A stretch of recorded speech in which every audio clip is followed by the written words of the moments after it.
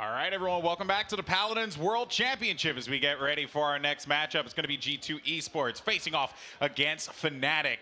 I'm Golden Boy, joined by Bees and my buddy Gormizer. But first, I got to talk about that Makoa skin because I'm all about that life. It's the next level, the next evolution.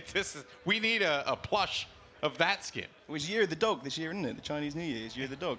Look at you. Look at you. I'm not. I actually want, like, that is a cool looking skin. That like, is a dope skin. No jokes, people. That's a dope skin. All right, so interesting stuff coming to OB65, Team Deathmatch, all that good stuff, and you guys will play that a little bit later on. For now, though, it's all about what's going on right here at Hi-Rez Expo and the Paladins World Championship. North America will take the stage against FNATIC. And I guess, you know, like a broad overview, well, as a matter of fact, let me go ahead and, because I'm getting ahead of myself. I want to get into this game so quickly. But I have to talk about the schedule first and foremost, because we have to show you guys what's been going on here at the Hi-Rez Expo. We've had some great matches so far. First and foremost, you guys remember that Space Station Gaming FNATIC match. If you haven't seen it yet, go watch the VODs. Don't be crazy. Go check it out. Space Station is going to be waiting at the bottom, and the loser of Match 4, Na'Vi and China Dream, will face off against Space Station. Meanwhile, the loser here of this game will face off against Entity. For now, though, this is about G2 and FNATIC. But first, let's meet G2 Esports.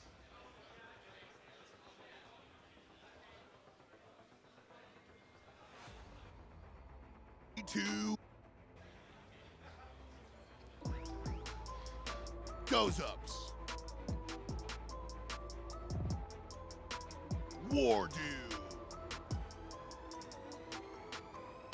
Evulli, kusqt, iDropBodies.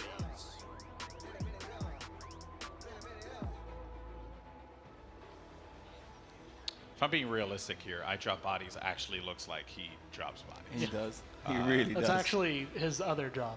Yeah, I'm a little He's scared. secretly a mercenary. Yeah, But secretly don't tell scared. anyone I told you that. All right, tell me about this G2 team. This squad at One DreamHack Valencia has had many accolades to their name. Bees, you know, I know you're familiar with this squad. What do they bring to the table? I love the boys from G2. They're very proficient players. I say they've got one of the best supports in the world in kusqt. His Damba plays are insane. He's known for using his Damba ults for flanks rather than just team fights. If someone tries to flank him, he'll happily just ult them and say, "Good luck, buddy," and take him out by himself. So he's very strong with that. He's also a very proficient pit player as well. So I'm looking forward to seeing maybe a little bit of kusqt pit today. Yeah, kusqt, a name that's been around the space for quite a while now.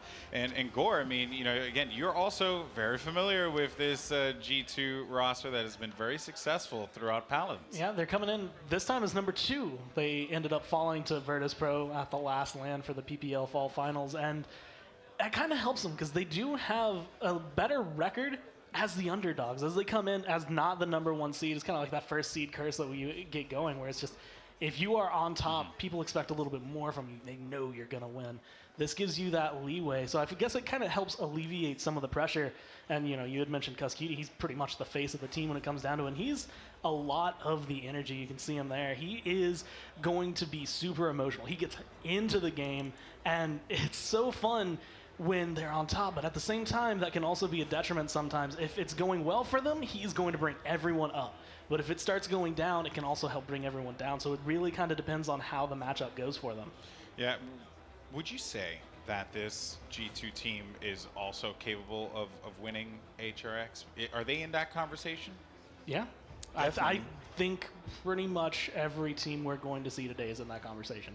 Okay. And even some of the teams we're going to see tomorrow. Okay. Fair. I mean, I know that this is like, it's like anyone's ball game here. You could roll a dice, and it could just be as accurate as just looking at these teams. Everything is a toss-up. The only thing I would say in retrospect to G2 is the EU teams have had a lot of people to scrim against since they had 4 teams coming into the tournament, whereas G2 has obviously been the only NA team to come in. So the only thing I'd be worried about is maybe if the shortcomings on the metas that they might know that the EU teams have been pulling out today. I don't know how knowledgeable they are on that. So that could be interesting to see. Especially given what we saw from Virtus Pro earlier. Yeah. But speaking of Europe, Might as well talk about it. We have FNATIC.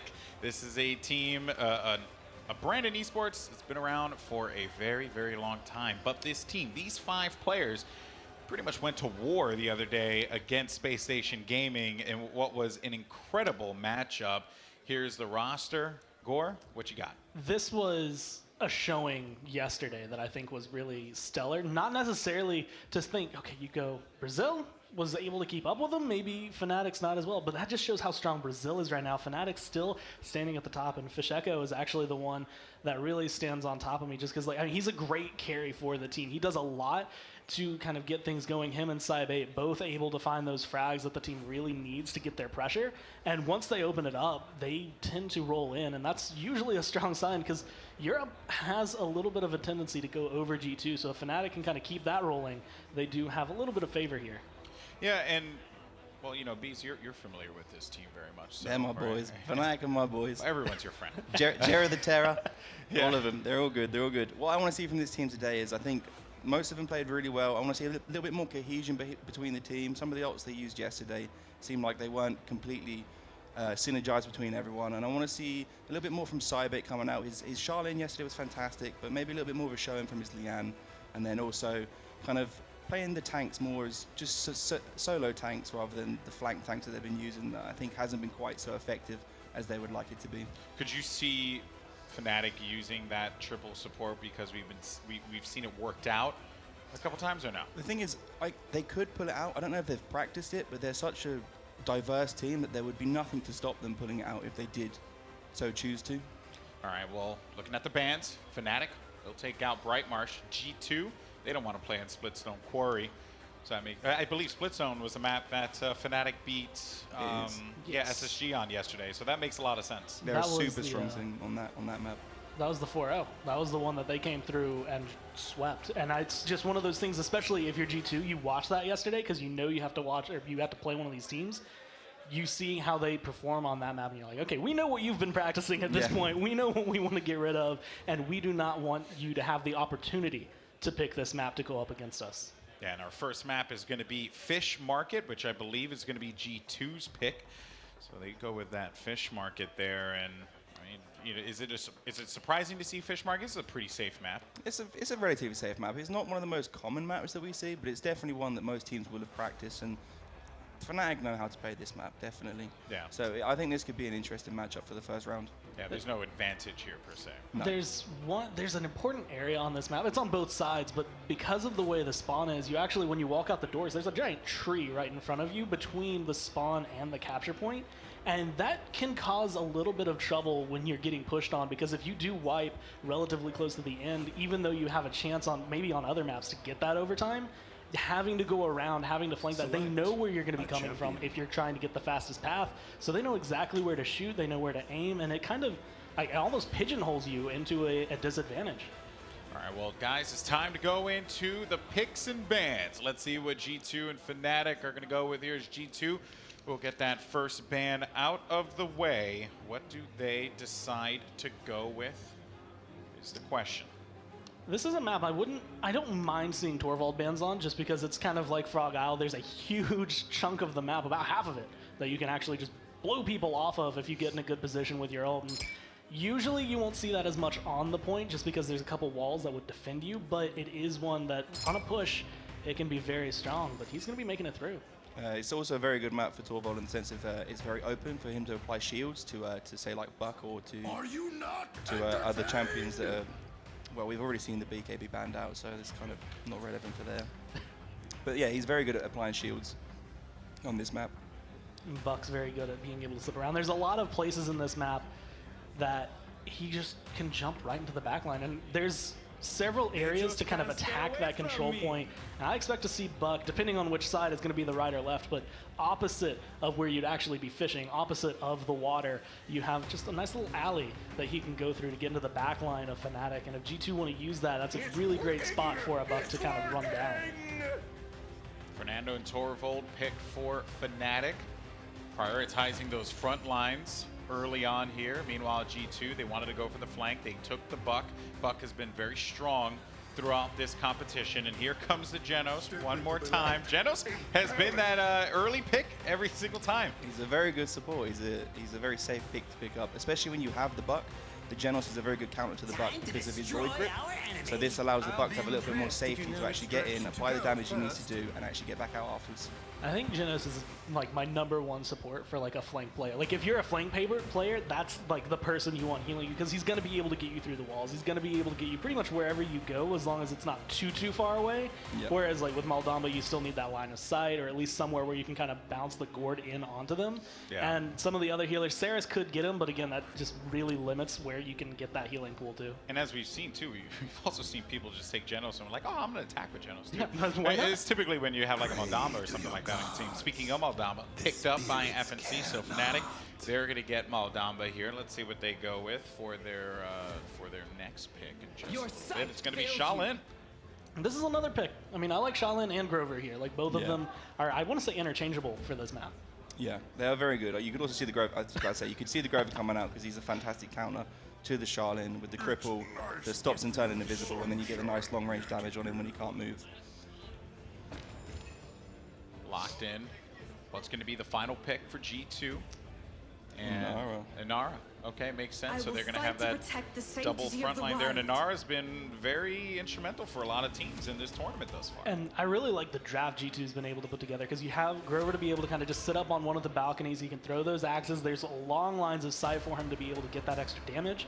Buck's going to be the distraction for them. Genos gets the healing wherever they want. Ruckus and Buck both kind of going to be the distractions, I guess, for the team. But Inara, very hard to displace. Whoa. But Evie might be one who could do it along with the Shaolin damage. That's a lot of burst to be able to try and get her down. What makes the Evie pick so different here, Bees? The Eevee is just fantastic for getting in the backlines, take great care of the Genos, or even just to generally be a distraction. It's very easy on the push where there's the houses for her to blink over, get continuous damage onto your backlines that you have to really put a lot of effort into stopping her, and then she just blinks straight back out. At which point the remainder of the team has pushed the car another 10 feet. It's just one of those things, like while we were doing the console games, we were talking about the fact that Evie is very twitchy, and it was a little bit more difficult to pull off with a controller. This is what I expect to see, is very bounce around. If we watch her camera, it's going to be in, out, constantly. I've seen Evie's contest overtime by just jumping on the point, jumping off the point, jumping on the point, jumping off the point, keeping it continually ticking up and allowing your team to come back. So it's a good play. All right, well, you heard it here from the desk. It's going to be an exciting matchup. We have G2 facing off against FNATIC. Let's go ahead, send it over to your commentary pair. It's going to be Shift and Vox. And we are ready for you, Golden Boy. We're ready to get things started here in one of the later sets in the day, but between two teams which are utter powerhouses in their region. Of course, my name is Vox. I'm joined by none other than Shift. Back at it again. Yes, sir. I'm ready. Are you? I am more than ready, and this is exactly what you want to see, I think, if you're a FNATIC fan. Is there a full moon tonight by chance? Do you know?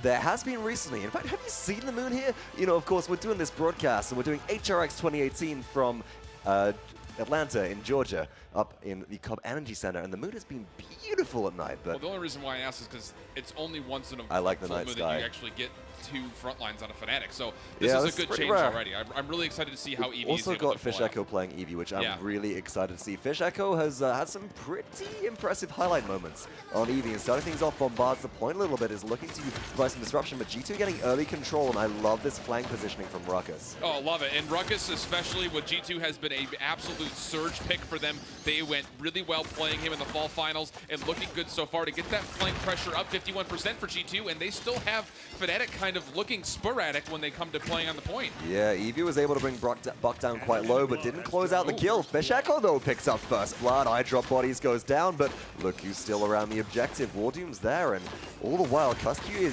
is waiting in the wings here. Yeah, the thing about it is for FNATIC, if you have Fisheko here, you need to find those opportunities, like right here, where you can just jump in, throw a couple of shots, and jump right back. It completely shuts down an entire side of the map. That's exactly where you want to see Fisheko. Now it's just flipping the tides and moving over to the left. But again, the mobility is just absolutely supreme. What's really important here is that potentially Fisheko with that Ice Storm ultimate now has a chance to close down a kill onto Buck. There's the heroic leap being baited out. It is still on off cooldown. Blink is ready. In comes Ruckus, soaring towards the objective. Up and over. Fisheko is looking for an opportunity here. but just as you said, poking, baiting, waiting for the chance to really hammer things home. Maybe for some follow-up from FNATIC, who are later to charge their ultimates. Oh, Nara falling very low, does have the Mother's Grace up, but bugzy will actually push on forward, but oh, good whirlwind coming out to save the Nara, and now the research coming back through. WarDoom finds one, doesupz another, and it's going to be G2 retaking this point with kills to spare. No way back in for FNATIC. They held so much back in the tank, and then bugzy overextends looking for the kill, but onto an Inara that's got their earthen guard up. Bad move there, and great ult management as well as just, I think, to a degree, lucky timing from G2. The utilization could not have been more perfect in that instance. Inara was literally fractions away. Oh, my ult's up. Let me E now. Exactly. The Cauterize not quite there enough to keep that healing in a spot where you could still finish off the Inara. So really well played. Evulli having a really good showing so far. He's only got a 4 streak, but again, he's doing so much utility. Ooh, almost able to connect that crippling toss. That would have been a free kill there onto Fisheko. That's got to be something you are very careful at. And now there's FNATIC looking on defense here. They're holding back using some natural cover, which is so important when there's a Grover swinging you, as I think was mentioned earlier, Kinessa-sized axes at you from downtown, but kusqt's trying to disrupt things. In comes through time and space, and that's not going to connect onto anybody, but kusqt's going wild in the back line. Oh, this is looking good. Able to find the big damage dealer now, focusing down Torvald, but he gets nullified, so the silence is in effect, but still, the health pool is just too low. No mobility for Thiel. He drops away, and once again, we're seeing just how these frontliners are getting diced apart. This time, G2 is having their way with them. And kusqt's still alive. We swapped away from them, but kusqt is still fragging in the backline. He's going to try and do something. Fisheko goes up and over towards that team as a retreat started to come through, but Gus is looking to the chase there. There's the recovery. There's the big bulk of health pool coming through, and FNATIC are holding on, but by the skin of their teeth, G2 Esports are poised. Yeah, I like this a lot from G2. They're not getting too aggressive. They know that this little hill right in front of them is very tough to overpass and continue to push into when you don't have full HP pools or a 5-man team. They're just kind of holding ground, letting things kind of set up, get a couple of ult charges by chance as they do lose one. That's Geno, so they're going to have to back up here. doesupz frantically trying to get away, but won't be able to do so. Not enough advanced charges in the tank guard. You know what, if I was going to sum up how G2 Esports are playing right now, to me, the word would be predatory, because they're prowling, they're waiting, it's cat-like, even though there's no Maeve on the team, which is something which we have seen today, but not too much of a common pick right now, and they're waiting for the opportunity to strike, looking to break apart FNATIC's defense. Who's their primary pick on FNATIC they want to get rid of? I mean, really anything will do, whether it's a frontliner or the Geno specifically. And that's exactly what Fisheko's doing. He's playing through this little apartment area, trying to go up and over to find a target that he can call out that might be lower, is exposed. And now, ooh, another whirlwind coming up, but this isn't in an advance. This is a more retreating one to start things off. But now finally, full HP pulls. G2's going to give this a go. Big hyper beam comes out. Does it find somebody? I don't think so. Buck was able to heroically back to the edge there, over the water. And iDropBodies is now trying to find a way through, but everybody on G2 is being brought low. FNATIC still have ultimate tank. Through time and space onto absolutely nobody. Somehow staying alive is Ruckus there. But Fisheko has dropped that Ice Storm. They're looking to shut down this push. Oh, but Evulli still here, and so is iDropBodies. It's a lot of damage and a lot of self-sustain. Overtime is still here. Fisheko's going to have to dance. He's not able to flicker back, though. That was a really well-placed Void Grip to make sure she couldn't come back in. 2-0 That was perfect. G2. iDropBodies on the money there as well. Look at iDropBodies flexing onto the support here so that you can see them running that alongside Grover to allow Evulli to play a little bit more of the damage, or kusqt playing the flank as well, who we normally associate with a support being a support player here. G2 are making good work of this this composition and how they're adapting it to that lineup. Yeah, it's just looking really solid. I mean, this roster is just flexing from front to back. You know you're going to have WarDoom. He's going to play frontline. What is everyone else going to play? Doesn't seem to make a difference. Not to mention they still have C1 who can come off the bench too. They do as well. And yeah. I think you had the chance to talk to these guys a little bit more than myself. They're pretty, but they seem pretty set on having Z1 come in for any game that was necessary to flex where it was needed. Without a doubt, and we saw that happen at the Fall End. It was successful for them for the most part there, and it might happen here again too. But so far, not needed 2-0, looking solid against FNATIC. And once again, if you're a FNATIC fan, you need to find a way to get these frontliners together, find some frontline presence, so that way you can actually get yourself some point control. Problem is, bugzy's just being harassed here. Needs to get out of this area, but is run down by Evulli. Free kill there. That's Thiel if I've ever seen it. And there is actually a pause coming through from G2 Esports, which is surprising to see. Maybe something going on behind the scenes. We'll bring you word on that and updates in a second. But FNATIC's positioning is, to use a British phrase, all over the gaff right now. What does that mean? Just everywhere. Okay. Just not in one place. We've got bugzy, who's isolated, who's obviously holding off an angle, but where's the rest of the team? Yeah, we had the same pressure. I feel like we had the same conversation yesterday with the space station game. You know, there were so many times where Thiel was just holding W moving forward, and he was by himself. We're seeing the same thing starting to happen here, and that's a big question mark and a big cause for concern for me as I look at this. At one point was the favored team of everything PPL. They have been struggling a lot lately, and if they fall early here, it's going to be, I think, a lot to recuperate them and get back into it as we are getting back into game. Fisheko then, a lot of weight rests upon their shoulders. First ult charge this game, doesn't have to wait all this time, and Xafire is here. G2 Esports looking to clear the area. doesupz doesn't find anybody, but that's a Maldamba dropping Dread Serpent that could be vulnerable straight into the fear. doesupz is forced away.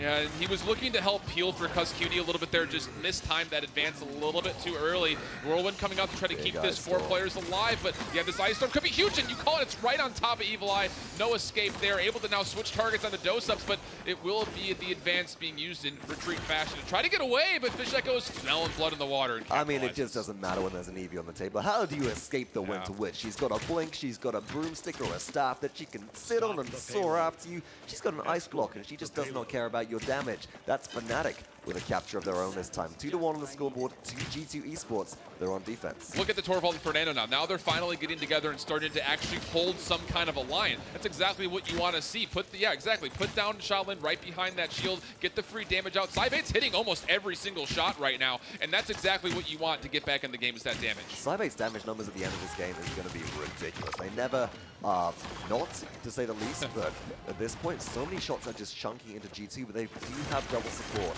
An early game, that healing before Cauterize gets online is going to buy them so much more comparatively of a buffer than they would otherwise have, especially when there's an Inara on their squad. Yeah, and now trying to move forward is that Inara. The payload just surpassing the 50% mark in its journey. WarDoom able to find one, though. doesupz another, so that's going to be the damage dealer of Cybate and the support in the Maldamba falling. This is just picking apart FNATIC. This is exactly what you want as far as the defense go. Getting aggressive now, pushing on that market side of the map. Still have a minute and 27 seconds to regroup, though, does FNATIC. Can we talk for a second as well about FNATIC specifically? Thiel's playing Torvald and bugzy is playing Fernando. Yeah. That's a rotation of what they normally do. Do you feel like this swap is something which they might be throwing them off slightly? I mean, I can't say that it is because they're both such well-skilled players. They'll be able to handle either, no problem. But it definitely is a change. You can see Thiel's playing a little bit more passively, and bugzy's trying to get aggressive. But again, you need to have that Shaolin up with you. And that's what's really been the change for me this last round and why Cybate's starting to get that damage in there. Fisheko's finding a lot of room now on the left-hand side by these trees, looking for a way to push in. But again, this is the hardest part of the map to get around, is this little apartment corner. And if they're going to do so, there needs to be a big splitting focus or an early pick. Overextension from doesupz, and Fisheko capitalizes. Nice heal from Maldamba. Mending Spirits keeps him safe, and Fish will get out alive. But now Cybate has the opportunity to go in big. Heat Haze is available. The payload's getting close. He's going to hit it and try to find the Grover in the backline. He's by himself and sees people across the map. Not able to find the corner, though, so he will actually just catch doesupz, who's happy to take this fight since he has Evulli right next to him. Dread Serpent coming out, though, to try to change things around for FNATIC, but health pools are falling low. No kills as of yet, though. Problem is, every time you're trying to dunk down a kill into somebody like kusqt, they heal it back up again, but even then, they go down. Even trade so far as Evulli does frag out Cybate. 10 seconds left to go. Payload is very close, but FNATIC, maybe they can hyper beam this through, but I wouldn't bet on it. No, they need to find a way to get this Torvald back to full HP, the Fernando as well. They're both very low. Nice impasse wall, but Torvald's able to touch, but he will sacrifice his life for the cause. Fernando, shortly afterwards, overtime starts to fade away with no frontliner. I don't see FNATIC even recontesting. No, unless FNATIC were already kind of building momentum before that overtime, that would have been very difficult to hold. It's sufficiently far away that Respawns had time to sort of go back in as G2 were respawning. They've got the advantage, and also they've got an Inara there, they've got a Grover and a Janus keeping her alive. Very difficult to displace that. So here's the thing. You're seeing Fisheko doing, essentially playing a solo game right now. He's over by the left by himself, looking for these areas to move in, able to find a lot of nice mid-air shots, to be completely candid. But here's the thing. The frontliners are not necessarily always helping that advance. It's a kind of like a one-step forward approach. You just kind of go once, you kind of go twice, and you kind of have to find these kills. Fisheko's doing exactly what he needs to be doing. You need to get these frontliners on page to make sure that they're also steadily moving forward. Completely agreed, because what Fish is doing very well, and we saw that in that previous clip, is just splitting focus, right? The Shaolin is having a difficult time stacking up against Grover. That is expected, as you can see, 99,000 on there. But Grover's trying to lock them off, so if Fish can draw Grover's attention for just a second, and if Evulli looks away, Shaolin gets free reign to drop a planted or something. Yeah, we're over. I mean, that damage is absolutely nuts. 10,000 a minute. At the point, Hyper Beam, though, is going to push Buck probably over and off, and that's going to be the case. Now looks like G2 will stall out at 45%, although that Ice Storm doesn't quite connect where I think Fisheko wanted it, but still has an opportunity for the Inara. Will be able to finish it off, and again, Fisheko coming in clutch. Beautiful double kill there. As you said, misplaced Ice Storm to be able to target down one, but still is able to pick up Inara and just lock them down. And Inara, of course, slow without a movement ability. It's a very, very easy target. Here's the Heat Haze kicking things off. Cybate looking to disrupt it through time and space comes through, but can anybody get back in time? He's not missing any shots, Box. It's making me nervous for ever playing up against him ever again. He's doing so well. Again, look at the space he's finding himself sitting over here with Eevee, but it is kusqt in the Buck Wild finding himself too, and that's on a frontliner and the support as well, so it's going to be up to these damage dealers to try to carry this team back in. Sybe's still behind, but Fisheko has gone down as well, and oh my goodness, that was such a close team fight. Sybe's got the weight of the world on their shoulders right now, but it's just not coming out as enough. In that kind of situation, when you've got this Inara on point, you've got no frontline to contest it, it's so close to capture, damage dealers can't do it, and there isn't enough damage throughput to be able to really out-tank a Grover heal on top of the Genos throughput on an Earthen Guard Inara. Yeah, the thing about it is, so apparently there was a technical error near the end. G2 did end up getting that last point, so unfortunately we didn't get the climax of that match, but still, regardless, G2 finding themselves the win. Here's the big thing, Vox, as we look at this. This was the case yesterday. Here's the case again today. We just saw the damage starts. Both Cybate and Fisheko were nearly 60,000 damage above where everybody else was. A sense of deja vu. Getting a slight sense of deja vu. It's getting borderline ridiculous that the objective time is just not there. I mean, they're doing so much. They need to find a way. I mean, honestly, like, as someone who's followed this team for so long, like, I want this team to do so well. They're so close. But this is what we're talking about when we say the little things, the little micro things. Ship capture, yes, for example. Exactly. Little dances on and off the objective just to stack up a small amount. But my goodness, G2 had they had a hand around the throat of that game towards the end. They just took control, and one player that did that spectacularly, and is your player of the game, was kusqt on Buck. His versatility is borderline unmatched. I mean, before the fall finals, I would say in North America, the most versatile player in the game would have been doesupz, who happens to be his teammate. kusqt, of course, has been playing a lot of damage in the past. He's got a really good mind for the game, so he does end up taking that support role more often than not, but you can see exactly how prevalent he is on this Buck. Again, knowing when to jump in is so absolutely crucial, able to find multiple double kills throughout this entire match with, again, his ultimate as well, which is something that you see at the highest level can really devastate an opponent. And the stat line's not crazy. It's fives across the board, but the fact of the matter is, you mentioned it with Eevee, Kus is doing it on Buck. He's being a big distraction. And that really matters. You're buying space for your team, and that's not something which you can really put down. It's not something which you can tabulate so much on the stat graphs. It's really, honestly, a lack of stats. Honestly, more often than not, shows the fact that you're doing something away from the objective. Right. And if your team comes out victorious, more than likely that was probably impactful. You might not be getting kills, but again, you're playing Ring Around the Roses. You're drawing team fight attention away from the team fight, giving yourself a numbers advantage. The same thing too, as you look at, that star-studded pair between Kus and Do and how they look at the game and the Fish market. I mean, this is one of the first times we've seen the map come out. I actually really like the fact that they went there first, knowing that if they were to go a solo frontliner, that's really tough to give peel to a solo frontliner on that point, because that point is huge. It is literally a boxing arena that has all of these different areas that ropes off everybody else from coming onto point. So it forces FNATIC to pick the double front, and to be honest, the experience playing double front just is not all that much there compared to a team like G2 that has the ability to flex multiple different of their roster onto those particular champions. Speaking of the double front line, that seemed like a bit of a teeter-totter point throughout that game for FNATIC. Yeah. I want to go back to the positioning element there. We mentioned that at different times the front line was not following up on what either the flank was creating space for with Fisheko, or your front line in bugzy's Fernando was going off rather by themselves. Was that a Is that mispositioning? Is that a lack of support from the team? Is it a lack of cohesion? We can speculate a little here Yeah, to a degree. It's hard to pinpoint one thing in particular, and again, it's hard to pinpoint because they are just little things. Like the smallest tiny little things is what's causing these holes to just open up. You know, it's like the running back busting through just the smallest gap, and all of a sudden there's a prairie in front of you. That's what you're seeing G2 starting to do to this team right now. And to be completely candid, I like the fact that FNATIC was going with something like the Eevee, something a little bit different that's good on Fish Market. It also gives them a different look from what we've seen over the last handful of weeks. It's tricky. I like the Eevee there specifically. With on the team composition at least, in context of the full draft, one thing that has been harped on for a little while now by pro players is that Eevee has a rather difficult time dealing with bulk up Buck, because any chip that you put out onto Buck is easily healed up, because you often, especially if you're playing that wormhole playstyle, you're blinking in, you're blinking out, and during that time, Buck goes, well, I've got no cauterize on me, I guess I've got 2600 health again, Right. Let's jam. And Eevee's flicker healing in comparison is minimal compared to that. Yeah, especially as you get later in the game. Early game, Certainly. Eevee's very difficult to deal with because that flicker heal is huge when you're running Wormhole. And I do like the fact that Eevee was picked up, I think to a degree, for some counterplay towards Grover. The cripple, yeah. especially if you've got resilience, doesn't last long enough to really end your life if you're caught during a wormhole blink. But also, she's one of the few champions that can get to Grover on a map like Fish Market and draw their attention. You've got big projectile shots, which Grover has to dodge from long range, and you can be everywhere and force their focus away from a Cybate and Charlene. Right. I think that was really the strategy.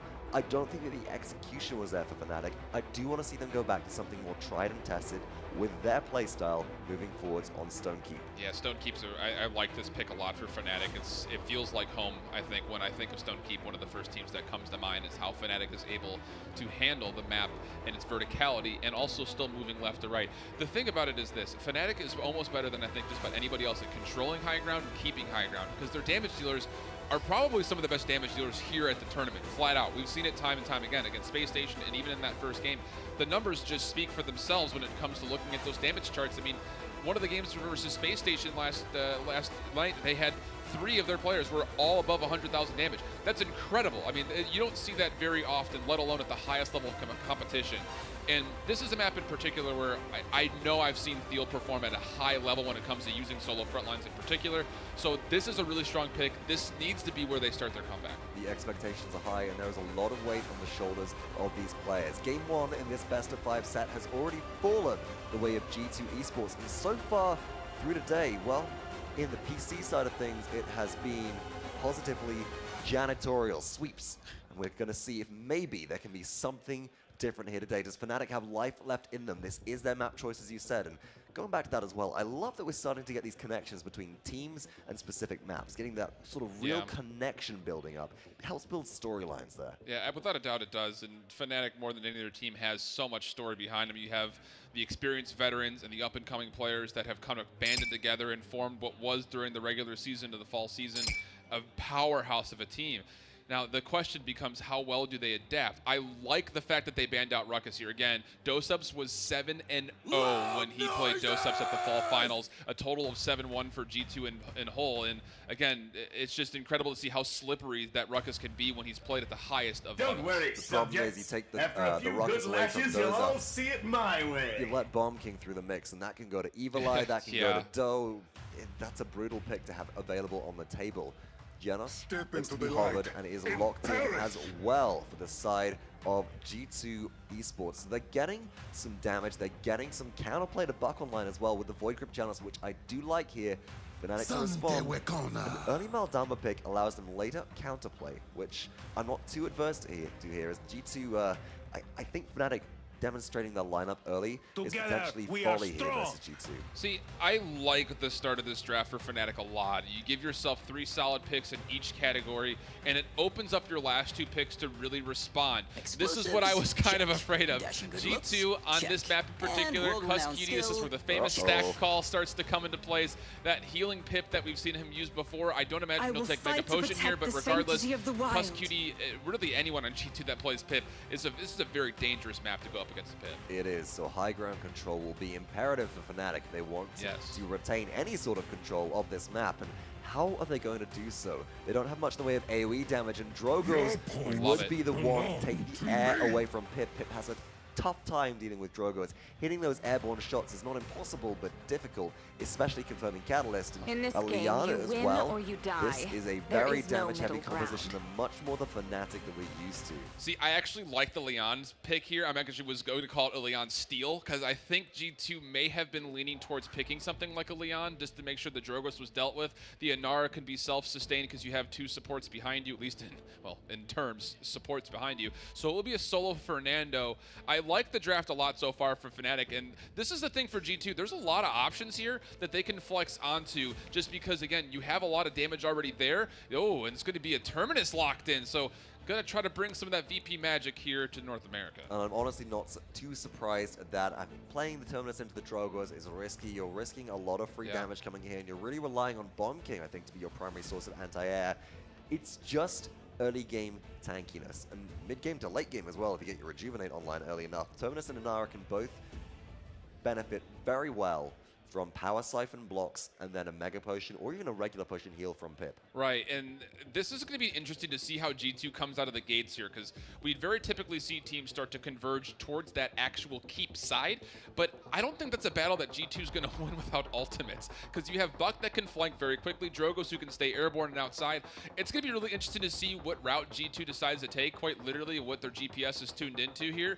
And to be honest, as I look at this draft, I really have to favor Fnatic this time through. I mean, this is a really solid comp from front to back. The big problem might only be the simple fact that if they can't get rid of the Inara or Terminus, they can't get that frontline pressure, it could really go wrong very quickly. You see, I'm a little bit splitting it right now. I feel like what we typically call the Cathedral, the 3-tier area of Stone Keep, if that is held by Terminus on the high ground, you're not going to be able to displace the Pip, and that will be very difficult to deal with. Yeah, the thing is that there's not a lot of movement in the vertical plane for G2, so it'll be a question to see what they decide to commit to, and if they can't get back on that high ground, Fnatic might run away. It will be a Catalyst Pip coming out with the Chain Reaction Bomb King, and the Luminary actually coming out for Genos to try to keep both frontliners alive. Bit of alacrity Liana as well. Fnatic recognizing the fact that they've got to spread the Cauterize around, so Cybate falls with some of that responsibility. And as kusqt sets out on their mount, G2 Esports are going for the positioning. A little bit of it I thought they might do, but it's 4-2 who's straight to the objective with the Terminus. Already starting to frag out. G2 have high ground control. Is somebody going for a flank here? No. Gus is safe for now. You got to be careful of that Drogos. He's floating right here. He can get up very quickly and try to take down some of these low HP pull frontliners, but it will be bugzy who jumps in, finds kusqt and doesupz, so that's 2 to start things off. Fnatic looking strong off the bat. It is 42% for G2 though, so this is not exactly the best of starts. It's just looking good in the kill feed. It demonstrates a lot of patience from Fnatic though, and I think that's what they might have needed to change from the previous game. They're not overextending, they're not sending one person off by themselves. It's the patient Buck playstyle, which has really become sort of the figurehead of Buck during this tournament, and bugzy has started to pick it up by themselves very well. Fisheko though finds a low health Terminus. Can they secure the kill with combustible fire spit? The direct hit lands down. And here's the problem with 2 frontliners that have no mobility, is you can get caught out and absolutely punished. Cybate finds 2 more. Bugzy still finding a way to flex onto this Buck and finding the damage and getting aggressive on the kusqt. Will he be able to get back into base? Yes, just barely. So where's G2's damage coming from? That's my issue Great right question. now. They put the Terminus on the objective, who can't really hit anybody because they've got a melee axe, and everybody on Fnatic is just willing to stay away from them. Damage is led by Inara for the side of G2 Esports, who is probably just because they placed a Waters field down on 2 or 3 members there. The fact of the matter kind of comes down to the fact that Bomb King has not had the freedom up top to get that chain reaction in effect. If he gets that damage in from the high ground, this could very well swing, but the problem is Bugsy's moving very well from left to right. Dragon Punch tried to come out looking for Inara, but knowing it's low, a very smart play to not go in. Very, very safe and smart play to not use that ultimate with an already dead champion.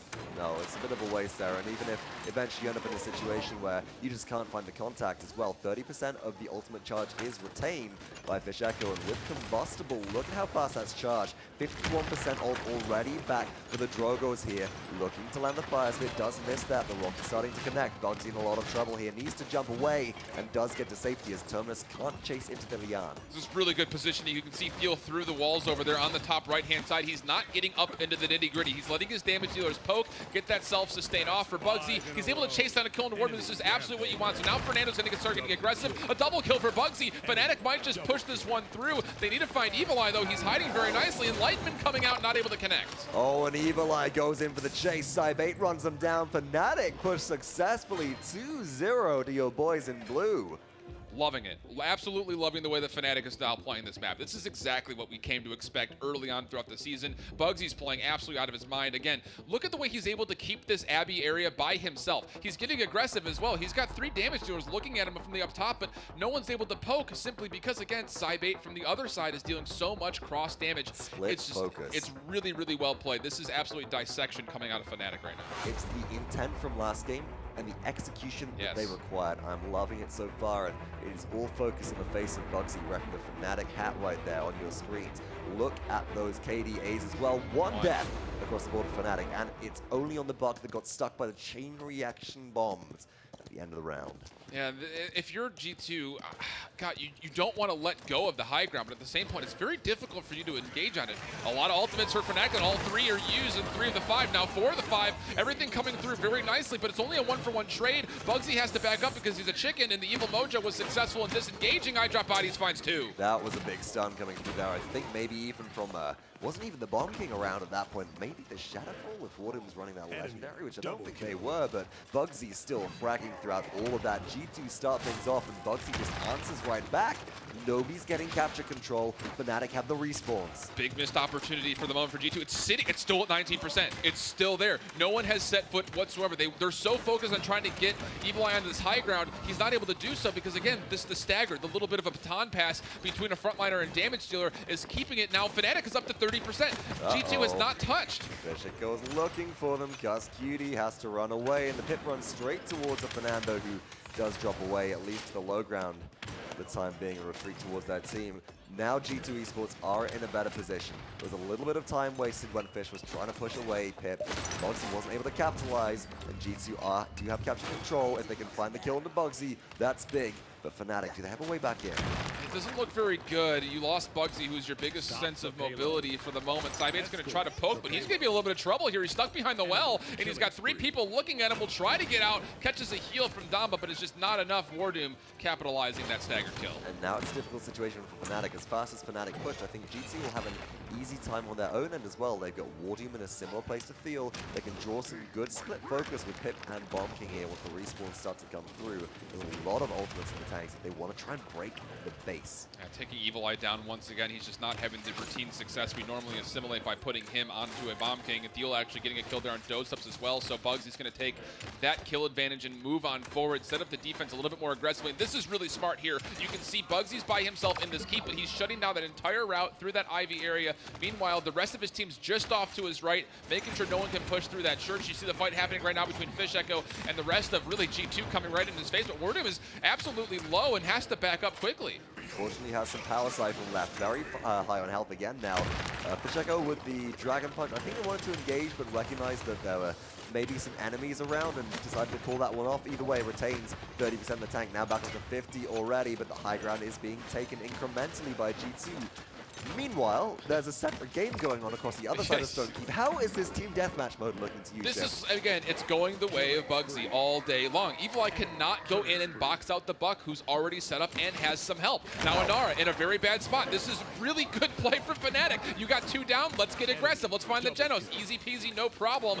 And that's all FNATIC right now. Again, it is just 2-1 on the scoreboard, but this game is all in FNATIC's control. And how much is this FNATIC splitting focus now? And how much is this G2 Esports spreading themselves too thin? They're looking like a tub of margarine here now. It's hot breakfast toast. And can you tell I'm hungry? Yes. I'm hungry for victory. Yes, I FNATIC are can. too as well as they're getting some good defense on. Back to the objective, 34 seconds to go. FNATIc will be at game 30 point seconds if they remaining. do take this defense here. And ultimates being whipped by G2 in a good place at least to do so. Cheeky idea from iDropBodies, just a little bit south of where he needed to be, but able to recapitalize back onto not 1, but 2. That's a frontliner and a flank going down. So G2 looking to keep this in possibly motion for the payload. They have numbers. WarDoom was able to find Fisheko as well, and a couple of ultimates could be used to try to push this through if they decide to. FNATIC need to not get Oh. staggered here. Oh, lovely arcs from the bombs. Evulli finds Gerrah, and that's exactly the stagger which G2 Esports need to get an overtime push going through. Fnatic do hold back though. They don't overextend here, which is vital. Oh, but this is a really cheeky use. Trying to stay alive, just able to get the Mega Potion off to keep kusqt alive, who is burning at the afterburn from that Fernando Lance. Fisheko does take down WarDoom. No reanimate available for the Terminus player. That's a double kill for Fisheko, and iDropBodies will only find one, but again, not having that big frontliner there is going to be enough for Fnatic to hold on. 3-1 goes the score. It was very good play from Fnatic on defense towards the end there. They recognize, especially with Gerrah getting staggered a little bit more, they can't overextend, they can't overengage. They hold back, poke from range, sneakily send Thiel out, the most, I suppose, the safest player to try and hold that upper edge, because they've got the big health pools, Fernando and Immortal, if push comes to shove. And that's enough to force out kusqt without the extra healing. You can't make it through as G2. Yeah, and G2 needs to find a way to get some part of the map in their control when they're fighting over the neutral point. So far, it's just been all Fnatic controlling everything. Resilience coming out in a fury for Fnatic, knowing how many ultimates that do have crowd control in their inherent kit for G2. This is going to be a very tough point for G2 to take back. Wow, that is a lot of resilience. And a resilient team to be able to come back from that first Fish Market game as well. Initial control, though, unsurprisingly goes to the Sagala. This is a positioning I wanted to see out of WarDoom earlier, and they are controlling the keep area very, very well, but Fnatic are waiting for the opportunity to strike. Very low members in the backline, a lot of ultimates available. Down goes iDropBodies, that'll start things off, and Buckwild is here. All looking for the Dragon Punch. It will find WarDoom. Once again, no reanimate here. Dread Serpent coming out, but not really finding much as far as Peel goes, and really not much happening for G2. They did find 50% though, so a better start, but once again, you saw what happened over in the keep. It was literally 2 of Fnatic versus 4 of G2, and it allowed bugzy to get in the backline. Oh, Evil Mojo being used though. Pip trying to keep himself alive, but he'll burn away. He's able to find bugzy. Ooh, through time and space almost connects with one. Shield goes up, keeps people alive. Immortal goes down. Nobody can die on Fnatic. The Sagala can brawl out with a Massacre Axe, but it just doesn't matter in the face of Psy-Bait. Fnatic are taking back control, but Terminus is here with Reanimate, and that puts G2 Esports in a very favorable position. Can they hold on? It is 4v4. Who's got all the cards here? Oh, WarDoom's got nobody to help him peel away. He's struggling to try to get somewhere, and Gerrah's actually able to find him. So Thiel now is on point, looking to push this one all the way, rest of the way for Fnatic. 93% is where it goes for G2. Evulli's having a field day on that point, able to find 3 total kills, but again, not enough presence on the point. There was no support up that could keep Inara alive, so she can't commit into the face of a Fisheko. Drogos. Oh, very lucky fire spit. Will displace Inara for just a second, but Fisheko has bigger fish to fry right now as Bomb King is back. Overtime takes over. G2 capture for the second time in a row. They stay in this game, and Fnatic, they need to mount another defense. Yeah, and thank you comeback mechanic if you're G2, because that fight, if it were to have kept going on, may not have gone their way. There's a number of instances where it didn't look like they're going to be able to fully control. Fortunately, they have that comeback mechanic, and they're going to live at least another day, but someone's got to find bugzy. He's having a field day on Inara, and again, nobody's here to peel for WarDoom. He's falling low, and he's able to get back out. Really smart play. Ooh, not quite able to get back out. iDropBodies finding that last shot. Living up to their namesake at least. Oh, that combustible hit him over the edge. Fish, Echo, cool players don't look at explosions. I'm sorry, that's combustible bonus damage. And the flick rocket to follow coming into play. Is that just confidence in your own gameplay, or is that just reaction time they're seeing? Oh, they're going over the edge.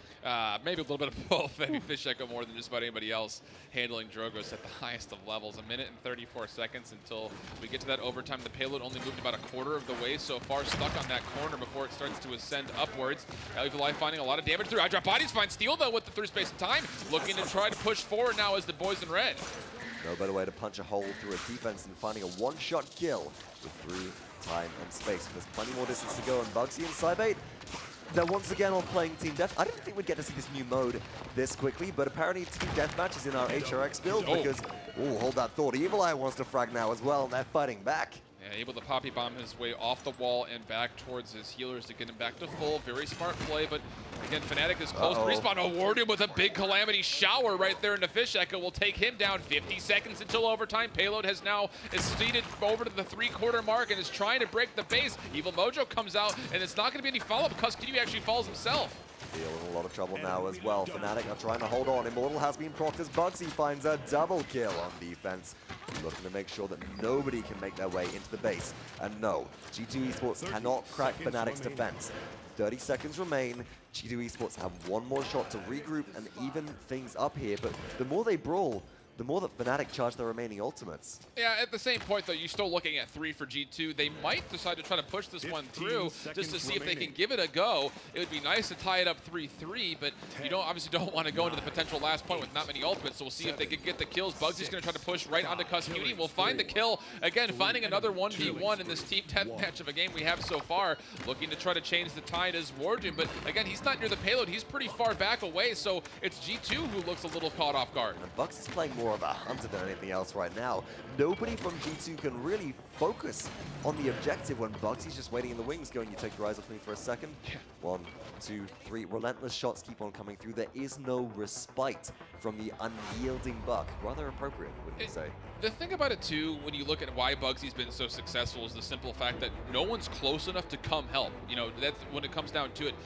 Bomb King, he can do okay against Buck, but when there's bulk up in play, it's just really, really tough. Evulli is doing very well when his team is near him. When he's caught off and finding these 1v1s versus Buck, it really has not gone his way so far. And that's partially a draft thing. Buck can relocate very quickly. The front line, which you normally associate with Thiel for this team of G2, you've got Tustagala, one of which can go up a level with an elevator move. And that's about it. Inara, maybe she can do the same if it's a low enough wall.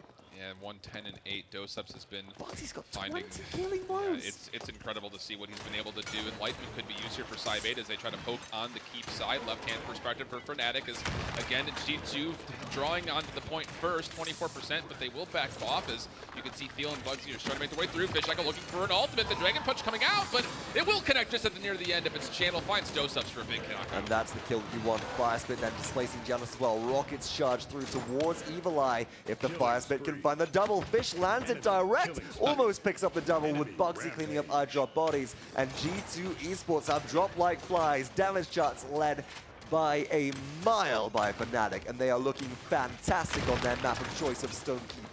This is why they are so dangerous. 54%, counting up a lot of zone ability for FNATIC as you see the high ground and that church side are all being at least contested. Nothing is free right now at the cost of FNATIC as they're starting to push this one back through. Buck Wild being used for bugzy, looking for kills, but kusqt will counter with Evil Mojo. Will he find the kill? Not likely as he's trying to weightless back. Will Mega Potion or give the potion to himself, but bugzy's able to chase it down. That's a big pick here, and now bugzy's got an angle to go through the back line. Ult for ult, I would absolutely say that trade went in favor of bugzy. Reanimate does come through though, and G2 Esports, they're difficult to displace. 82% to 81, G2 are rising. Somebody's got to make their way in, and bugzy's gone down. Nobody can. Beautiful cap from G2. FNATIC, they let it go.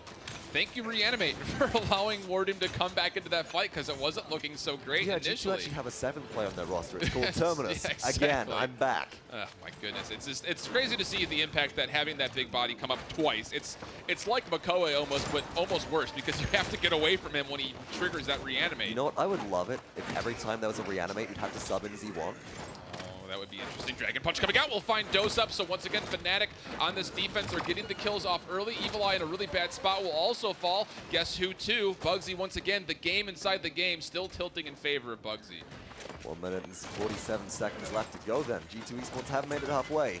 They're going to try and break through his defense. I would like to see more proactive targeting of bugzy by not just kusqt when they're trying to run for their life, but also maybe Evulli on damage here to really try and lock down the unyielding before they become too much of an issue.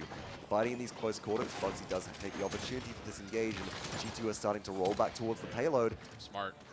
Good defensive measure there to ensure no overextension is in place. The last thing they did right there is to get staggered with the payload starting to come around that corner again. It's a hard corner to push on through to really break that base. So you have a minute and 12 seconds to do it. Does G2 looking to possibly put this away for the win? They have a lot of ultimates starting to come online. They have 2. Their Evil Mojo's being used. And it'll be kusqt fighting Thiel. It's a huge pick.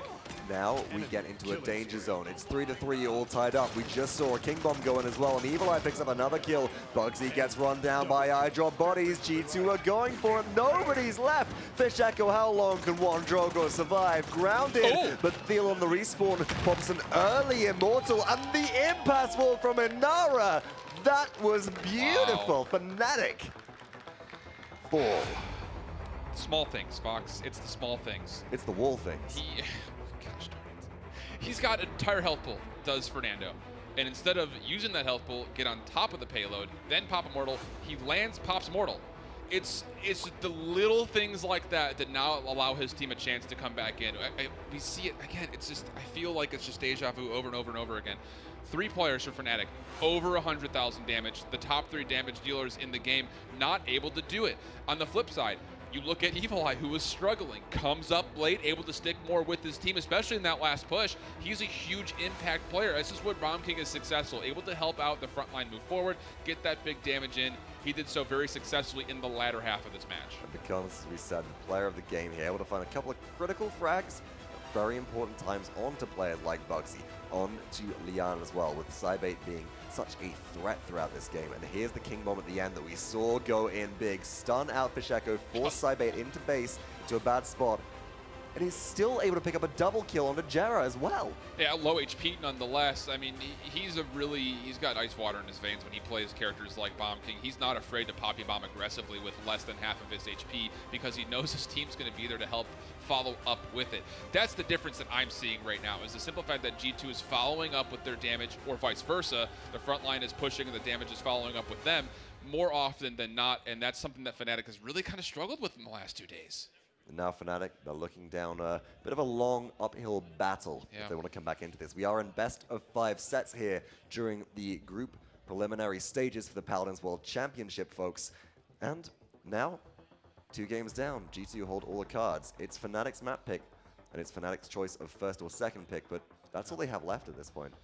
Well, it's the start of it at the point. I mean, this is where things, again, need to start moving in their favor. Again, this is still the winner's bracket portion of this, so if they do lose, they'll fall back down and have a chance to resurge back. But based on what we've seen so far at FNATIC, I mean, they just have not found the right mojo to get things moving. It's just been a lot of, again, solo play. As we saw it with Fisheko on Eevee in the first match, we saw it there with bugzy on the second. They need to find a way to really coordinate that with some sort of movement on the map, controlling the map in some fashion. Right now, it's just, I got the kill. But what? Yeah, you got the kill, but what else? That's where the really big, the pro teams that are coming out and really over-surpassing their counterparts are showing us. It's one thing and then another. Are you telling me, Ship, that it's the stuff after the stuff? The stuff after the stuff is so important, because then really you have the is. stuff. We don't have the objectives that Smite does. We don't have the gold fury and the buff counts. But we have the point, which you can stand on. Yep. Which is missed a surprising amount. And it seems so standard, stand at the point. But you get aggressive, and a lot of the time you see like these big flankers get 1 kill and they search for the next one. But the thing is, the rest of his team turns into a hunting party as well, and they try to find that next kill. Which is dangerous. It can be. It very well can be. We kind of make the joke of like, you're not standing on the point. Paladins is a very tricky game at the highest level of play. Unless you happen to be made of stone, going straight to the objective is usually a way to meet death very quickly, as most objectives have a bit of a staging platform. They've got all of this area around them, and they funnel damage down into them. However, a lot of the point fight really does come down to their clearing area, making space, and zoning, controlling the area so it's safe to put maybe one of your more squishy champions like a support on the objective, and forcing the fight frontline, not the frontline class, but the fight frontline, where team meets team further away into the enemy's base. Yeah, that's really key. And again, we sound like we're throwing a lot of negatives out there, but the fact of the matter is FNATIC is doing the first part of that so well. Right. They're doing so much damage. They're being distracting. They're getting all of this extra room to move. It's just the movement's not happening. And to a degree, it's partially the draft as well, because I did say the one exception to that is if you're made of stone, you can go into the objective. G2 are getting a lot of free capture. By the time that FNATIC clear the area, respawns start to come on through, and if you just cycle in Inara and then Terminus and then reanimate, and then Inara's back again from respawn, and with healing potions coming through as well from Pip, as well as the sustained throughput from Gerrah, so you end up in a situation where it's very difficult for FNATIC to get constant feet on the objective unless they are playing the game perfectly. They can deal all the damage in the world, which is then healed up again, of course. Right. But unless they create space 100% of the time and perform a defense of zoning with no cracks, G2 have a much easier time. Yeah, FNATIC needs to find some kind of response. I mean, they didn't find much success when it came to the fall PPL land, when it came to the opponents they needed to beat. And we're starting to see similar things here. I mean, granted, again, Space Station had an incredible performance there, really poised, control, and really went toe-to-toe with FNATIC. But again, it still feels like a loss, that battle versus the FNATIC in Brazil. I mean, when it came down to it, It just did not look like the Fnatic that we were used to seeing for 5 straight weeks in the PPL season. And it makes you wonder what's been happening behind the scenes. It's been a break since the full finals. These teams have had a long time to scrim on this platform. For those of you that aren't aware, behind the scenes, these teams, since we are playing on OB63, have had access to a PTS server where they've been playing on this patch, getting plenty of practice in forming and developing new meta and new picks, of which we've seen some of them, the triple support, definitely something which we didn't see a great deal of at the full finals. What have Fnatic been doing, and why isn't it finding the same degree, I think, of success? Part of me wants to say that they just haven't fully committed to one thing. You know, they rock double flank. It looks good, but they're not fully committing to the fact that double flank means you could get aggressive very quickly. You have to. Yeah, it's almost like a counterattack in some ways. You can take in stuff, it goes your way, you push right back in. Or you go with this whole, you know, damage with one frontliner. You got to turtle up a little bit more, make sure your damage dealers are dealing poke. They're just not really committing to one thing in particular. Jaguar Falls map number 3, there needs to be some kind of clear, concise focus plan, I think, not only when it comes to the draft, but also the in-game playstyle for Fnatic here. And they've got to match. They've got to be in sync. Right. To a degree, they haven't been the entire way through for Fnatic, and that's what's got to match up. Fnatic, they've liked compositions and strategies and things which have a difficult execution threshold. And versus G2, is it time to turn that down a little bit? If yes, commit to that strategy. The problem is that G2 are no stranger to any map, and we're not exactly pulling out an Ice Mines or a Timber Mill here. We're not going away from the norm. We're playing very much in the home turf for a lot of these teams, and we're very much in the comfort zone. Yeah, and in G2, again, they're just so fluid. They can flex, you know, across all the different champions in the pool. I mean, they were the first team to really say, you know what, we're going to use Sky as a viable option against that Terminus, and it worked once. You know, once. And the other time, not so much. But still, the fact of the matter is that they can do things like that, and that's why they were successful in Valencia. They were able to adapt. They were able to change on the fly, come into a draft with a strategy, and we're seeing more of that here as they continue to develop as a team. First pick up on the docket then, Fnatic. They have the ban in their hands. 5 seconds to go, and they better pick quick. Do they want to give up Makoa? Bomb King? And Torvald is taken away, so no more Torvald airlines on this map of Jag Falls. G2 respond rapidly with Makoa and Fnatic. Do you have Bomb King open? Yeah, Bomb King open, to see Buck open, Grok open. Genos open, which has been a surprising first pick throughout some of the tournament. A lot of interesting options here for Fnatic, and I think that, you know, whatever they decide to do here really needs to be the start of whatever their mindset is going into the game as far as play style, again, goes. If it's a Bomb King, okay, poke, get crowd control, get zone ability on the map. If it's going to be something like a Grok, all right, get on point. Make sure you're dealing the damage there. If it's a Buck, get aggressive. You know, just find some way to adapt and make sure that you're playing, again, as a full 5. Because, again, it just, even watching them kind of interact as we see them here on camera every now and again, just does not look like the same friendly and really cooperative Fnatic we've seen. It's going to be Genos first. I'm not really sure what to think about that as far as the play style. You leave the Bomb King open, you leave the Fernando open, you leave a lot open here. And Fnatic doesn't seem to have been exactly a keystone of their success here. Maybe it helps out with G2. Maybe Fnatic might be looking to run the Maldamba alongside and just strip the double support away. Yeah, that very well could be, and that's definitely a conversation that G2 needs to consider is, are you okay letting possibly the Maldamba go to a double or possibly triple support comp for Fnatic? And Castle play Grover. It's a small map, he doesn't care. I mean, he doesn't care what he plays, to be honest. He's good on just about everything. Looks like Buck will be our first choice, and that was, again, a longer selection for them. So thinking about this one, there's a lot of options. That's the thing, is there is a plethora of options. Don't worry, it's going to be the top tier damage dealers of Buck and Bomb King together. I don't see how you can go any other way at this point. Sure, you can go for sustain. Fnatic could get maybe the Ruckus, maybe an Inara or a Terminus here as well. Or maybe even the Maldamba for the double support. And if they're going to run it, they do need a powerhouse frontline like Ruckus alongside them. But no, Fnatic draft double frontline again. So they're putting all their eggs in the same basket they did the first time around. This honestly makes me nervous. Yeah, but the thing about it is the Ruckus brings so much extra damage into the front to help out with Fernando, and he can obviously use those advanced charges to catch up if he is behind or vice versa. It's very different to, for example, the Torvald that was run the first game. Exactly. You've got much more wiggle room and flex there. If your damage isn't able to find the connection shots, your Ruckus can maybe finish them off. G2 will claim the Maldamba. Synergizes very well with the Nara, as we do know. Massive burst healing with Mending Spirits, and Spirits chosen. Here's the dangerous thing about G2 being the last overall pick here. they could run this Anar solo with this setup that they currently have, and that's Oh, absolutely. a lot of damage into the face of FNATIC. On the flip side, they can play this one a little bit more to the book and keep it close to chest and go with a double front, and you have Anar that's so good on this map to begin with. Oh, it looks like it will be a Ceres coming out. Interesting choice. I mean, the damage numbers, again, is what I worry about, but again, you take a look at the fact that 3 other players are probably accumulated the most damage points in the entire tournament. This doesn't really bode terribly whatsoever. You mentioned, again, the fact that G2 have the last pick as Drogoz and Ceres are locked in for FNATIC, finishing up their lineups of Genos, Ruckus, Fernando, Ceres, and Drogoz. This is where I get worried, because G2, if you play a dive comp, they'll pick Pip. If you play Drogoz, they'll take anti-air. Honestly, at this point, we could even potentially see an Androxus picked up a specific anti-air. Unlikely, but this is a more compact map. It is more viable here. But Charlene, the powerhouse damage dealer here, will be able to burn Fernando's shield, I think most importantly, will be selected. Between him or Bomb King, I mean, that's a lot of damage. I mean, here's how you look at this on paper. Bomb King and Shaolin are responsible for all that poke, get people low. Buck's going to have a field day. If he can jump to and fro and get themselves from one target to the next that are isolated, again, FNATIC has not exactly been the most comprised as far as all 5 running together. This could spell trouble in multiple ways for FNATIC. But on the flip side, you have a lot of sustain built into your comp right now for FNATIC with the Genos coming out and the Ceres. You figure you're going to see probably like a Soul Collector and maybe even possibly a Luminary with that. So that can help subsidize your damage, and Ceres being up and in the action a little bit more. It's a lot of speculation regardless of the fact, Vox.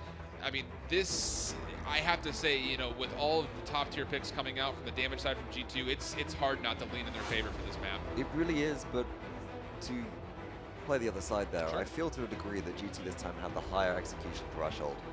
They've got to play a little bit more perfectly. If they lose their Inara, especially when there's a Dragon Punch on the field, that's where things get difficult. And of course, Dragon Punch can be enabled by Immortal by Fernando to allow whoever happens to be playing the Greedy to be able to get in, get back out again for safe. And that could be a dangerous situation for G2. They've got to rely heavily on their damage. Not to say that they can't, but again, all about the risk and the reward. Here we are, map number 3, the possible conclusion of this set best of 5 That's coming a out. Cybate Ruckus.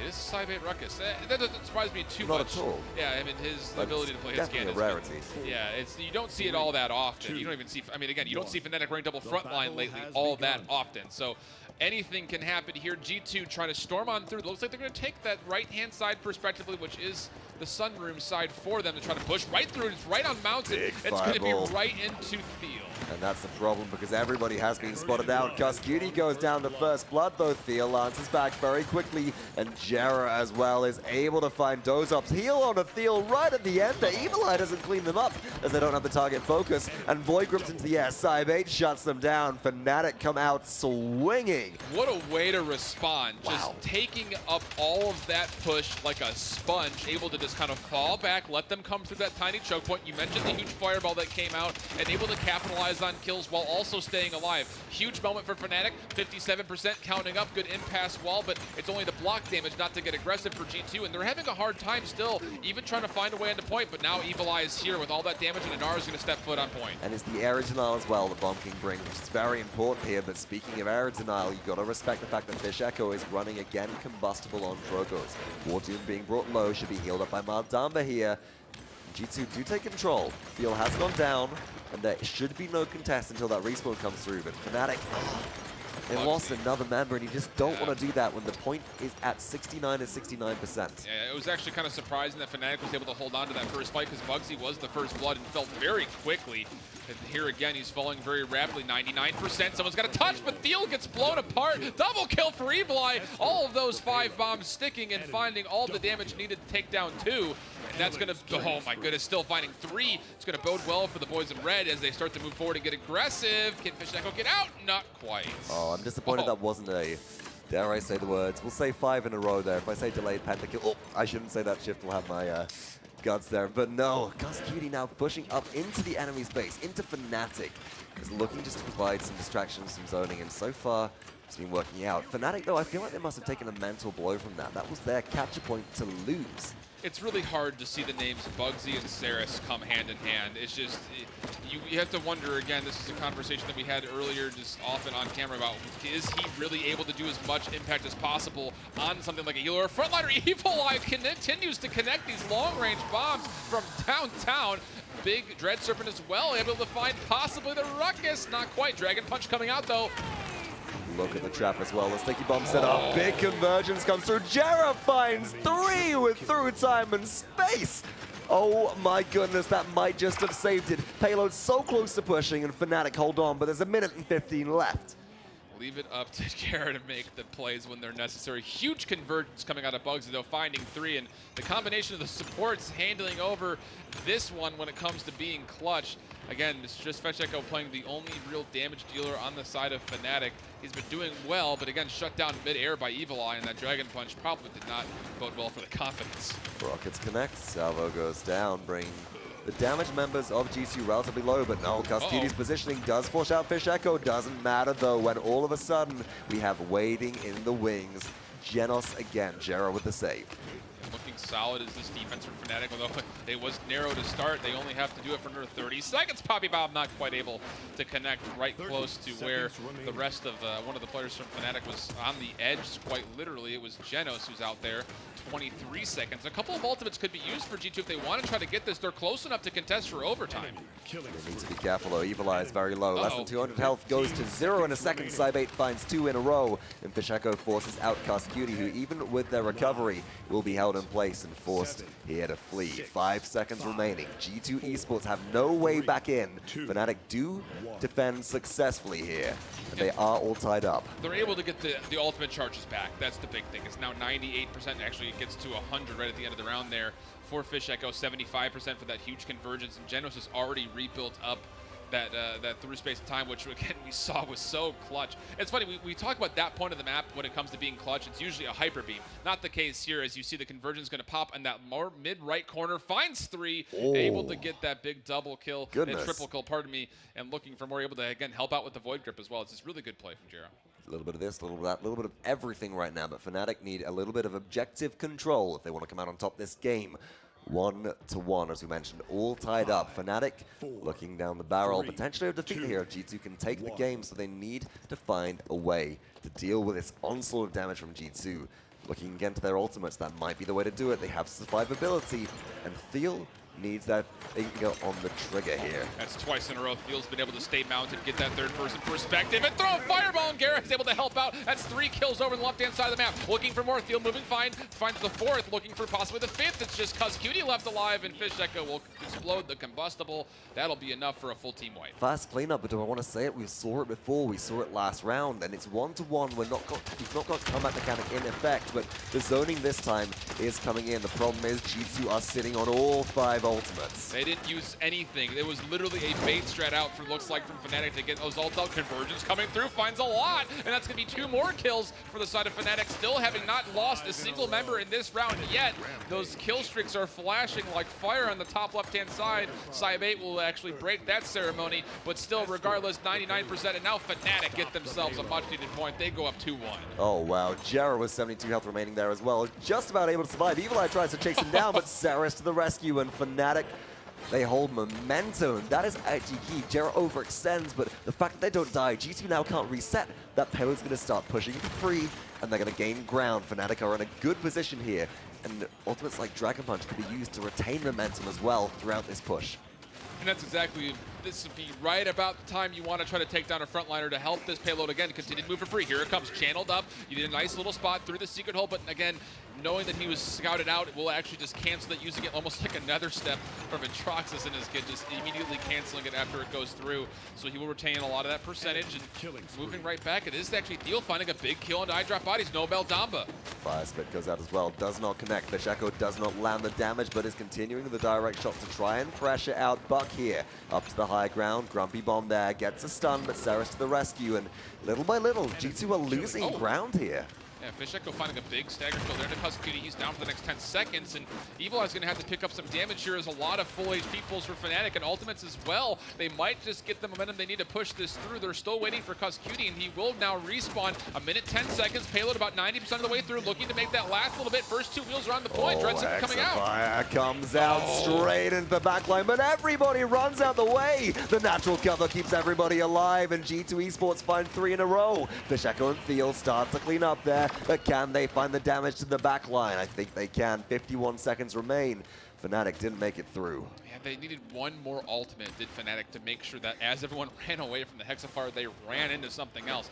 Not quite utilized there. Maybe it was just miscommunication. Maybe they're waiting for one more push here, but it seems that the Hexafire does not quite get the value it needs to. 34 seconds until we hit the overtime mark, and now FNATIC trying to give this another go. Ruckus will push right on through. Fisheko will help out. That's Evulli down. Dragon Punch is ready. There's no big threat to shut down the Drogos if they want to go on in. Inara tries to run. Maldamba will keep them alive, but Fire Spit sends them all reeling, and G2 just conceded. FNATIC go up 3-1, and they retain 4 of their ultimates on that push.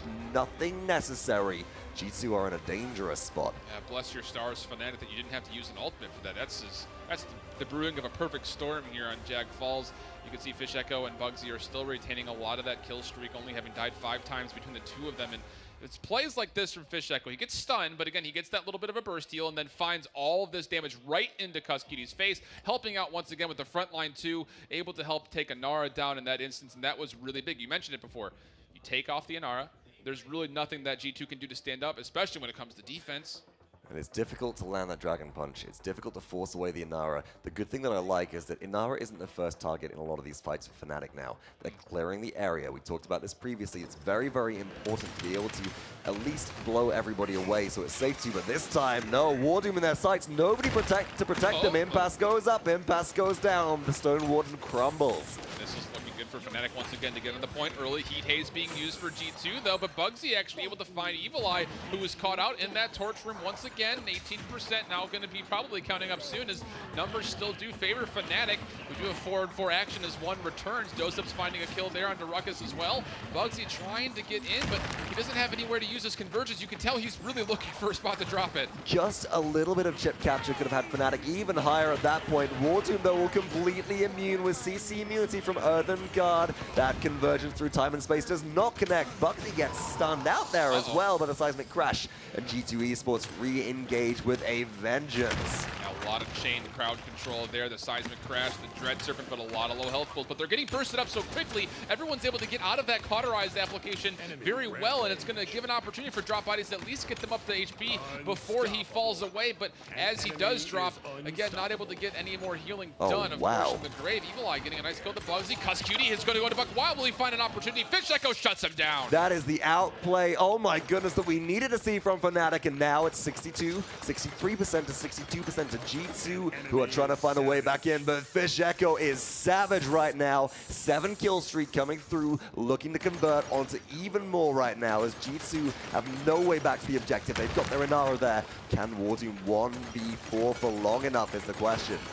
Oh, deleted almost instantly. A lot of damage funneling right into overtime. Still in effect, though. Damba's here. iDropBodies, though, will surely drop himself. He will. Gerrah's having himself a monster game at the moment, getting a lot of the share of the kills while also keeping people alive. And again, you see it, Buck floating right there. That Void Grip displacement has been absolutely crucial in so many instances. FNATIC win Game 3 for the first time since our Xbox PS4 set this morning. We're not seeing a sweep. Yeah, feels good. Let's fight.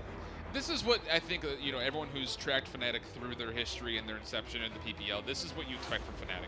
You like to see, you know, nice controlled gameplay on a map that they're comfortable with, or you can tell they're really communicating nicely. I mean, Thiel had, I don't even know how many clutch fireballs to start off rounds. It's one of those things that, again, you have a Drogos, you have a Fernando. All right, you salvo one spot, I'll Fernando fireball another, and it just is damaged which way you go. So, again, G2 not really having a response to some of those early team fights, and that was a little bit of the cause, I think, why those team fights, the point control specifically, didn't go their favor. And now FNATIC have won the game as well. They've won a game. They keep themselves in the standings, and they had such brilliant performance. I think that's going to put them back on more of a morale high. Is this the kind of initial kickstart they needed to really start picking up that performance here and continue? has to, and they're going to take a small little break as we'll be doing the best of 5. So this will be a nice little morale boost for them, as you mentioned, to get them in high spirits. Fisheko really doing a lot of the work in the first 2 games. He gets a lot of help in this one, but there are still so many moments where he's able to just turn the tide of the game on his own. There's that ceremonious opening salvo connecting onto Inara, and then finding again, everyone's caught out. There's nobody near to help out. The impasse wall just not tall enough here.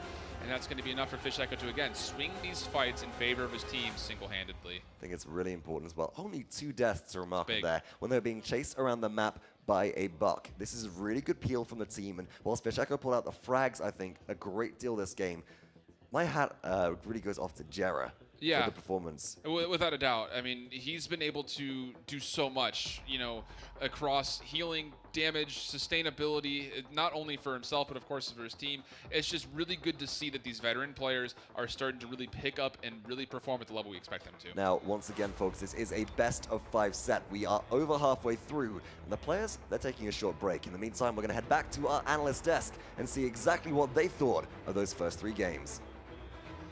An exciting first 3 games without a doubt, gentlemen, as we're sitting currently with G2 Esports in the lead 2-1, but FNATIC able to answer back on Jaguar Falls, and they will get that sigh of relief for the time being. Still, though, that was a great sigh of relief to have, honestly, because you had Fisheko and Gerrah just absolutely popping off there on the Drogos and Genos, respectively. Solid performance through and through.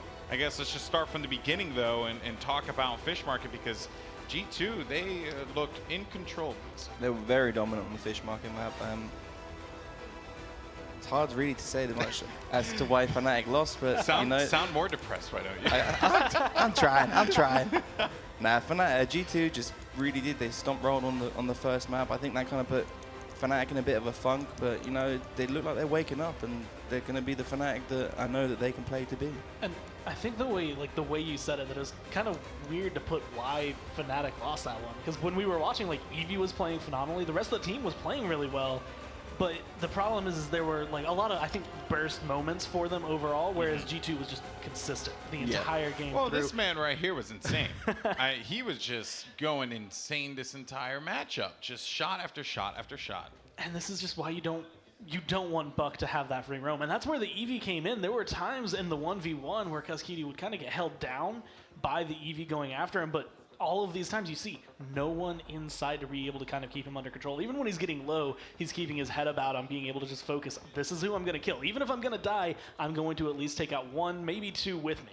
Yeah, and that's a great trait when you really think about it. So just get the 1-1, but the 1-2, as you said, the numbers game plays such a role here. I really did think that the Eevee was going to play a big role as well.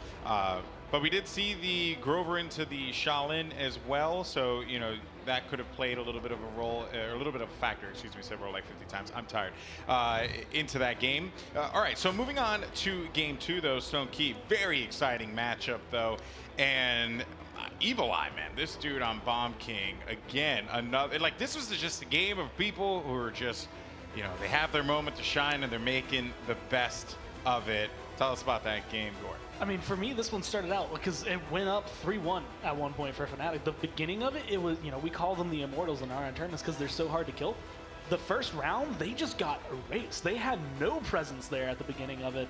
And then slowly but surely, it felt like, again, G2 kind of, oh yeah, this is how we play Stone Keep. This is where we want to be. This is how we want to roll this. And like you had said, the Bomb King kind of stepping it up, being able to start getting that damage down. It just completely flipped it on its head. Yeah, the advantage was they started getting the high ground a lot more in the fights. They gave the Bomb King the position he needed to have. The Pip played phenomenally, had the positions that he needed to have, and to slowly turn the tides. I would say it was nice to see Bugzy actually on a more of a flank/damage character, whereas in the first round, obviously, he was on the tank. And it's just nice to see Bugzy pop off. He really did play really well in that round. Yeah, you did mention that Bugzy is a great damage player, but he is kind of limited because of the roster of the remaining team. The championship pool or the champions pool that his teammates have, which is kind of, I mean, it is what it is, but it also allows you that flexibility from time to time, right? Because he can also play the front line, but he can also play the damage as well, right? Yeah, 100%. If this meta ever shifts from what it is at the moment now, from having the double tanks, I mean, FNATIC will be in the strongest position. It's just currently right now, the meta of the tank situation just really isn't in their favor. It makes a lot of sense there, and also you got to see that Terminus coming out, and that was pretty fun to see. You know, Terminus go off as well. A lot of support there, and that just led to a 4-1 victory for G2. But now, or excuse me, 4-3. But now we go over to Jaguar Falls, and this is really where FNATIC, you know, just woke up. Yeah.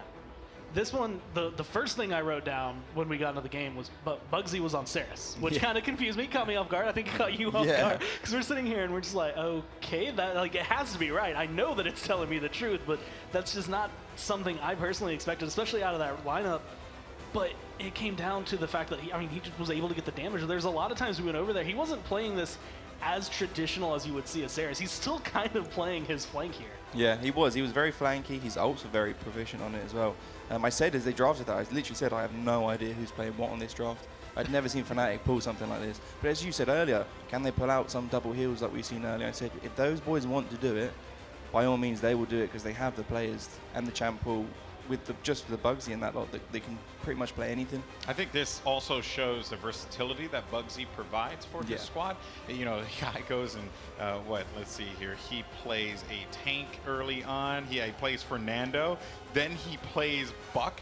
Then he plays Ceres. So he literally just played 3 roles there. All he has to do is probably just play like a Victor. Just throw it out there. You know, give him his Bugzy. Give him his Drogos. Sorry. Or give him the Drogos. Give him his Drogos. Give him the Drogos. I mean, in jest with the Victor. But shout outs to my boy. Bugzy is just a monster and really just shows this versatility that the FNATIC roster desperately needs right now in order for them to come back. Where do you think we go next for game 4? There's a lot of options still open. Like, I mean, we haven't seen either Ice Mines or Frozen Guard, which we have been seeing a lot more of lately. And don't know if either of these teams really want to take that trip over there. And, like Timber Mill's still open. I don't know how many teams actually want to go there, but we saw what can happen on there, especially if you're prepared or if you're unprepared. You have a draft like we saw from Nocturnes that can really make it work on that map, and then it comes down to execution. So there's certain areas I wonder if these teams, I mean, especially as time goes on, if these players are going to be able to focus enough on what they need to. I wouldn't personally mind going to one of the ice maps. How do you feel, Bees, that the guys feel like because this is it's going later than usual. Yeah. Right. Sure. I mean, we're tired and we're just here talking about the game. So imagine our lazy behinds. Yeah. If we're feeling exhausted, these guys are exerting just a lot of energy into the game. And as a player, I want to get your perspective here. You kind of just got to brush that aside. The thing is, the fatigue does kick in. I mean, myself, when I was at LAN last time, when it comes to the later games, even if you're not playing, actually waiting around and sitting down a lot does get you a lot sleepy, and it does affect your game quite a lot. But I think in the last game they showed they're really waking up, and I'm excited. I want to see the reverse sweep. All right, I see it in the stars, boys. See it. B sees it in the stars. Let's see if that's going to be a reality. Has FNATIC, have they woken up? Have they, the eyes open, and are they ready to take this series, or will G2 close it out right here? Let's send it back over to your casters to get us right into the action. Ooh, we are ready for it as well. I am certainly ready to go. First, game 4 of the PC sets today, and a lot of expectations on the line for both of these teams. And a lot of hopes and dreams, too. I mean, both of these teams have had very wide successes across not only just the fall season, but for a lot of these players previous to that. If we talk G2, we talk about Valencia. They looked so good. The best that each of those players had ever played individually, let alone as all 3 of them as the culmination, as their full parts come together. So as they move forward, this is a situation that you want just G2, if you're a G2 fan, to just end it right here. If you're FNATIC, you want to see them try to reprise and reproduce what they just had, that little bit of magic on Jaguar Falls. And now G2 have selected the map of Frog Island. I'm getting a lot of throwbacks here, specifically to the PPL 4 finals and what G2 was doing with Grok then and there, where they had a lot of zoning pressure, a lot of zoning potential, and a lot of damage coming out of this champion on this map.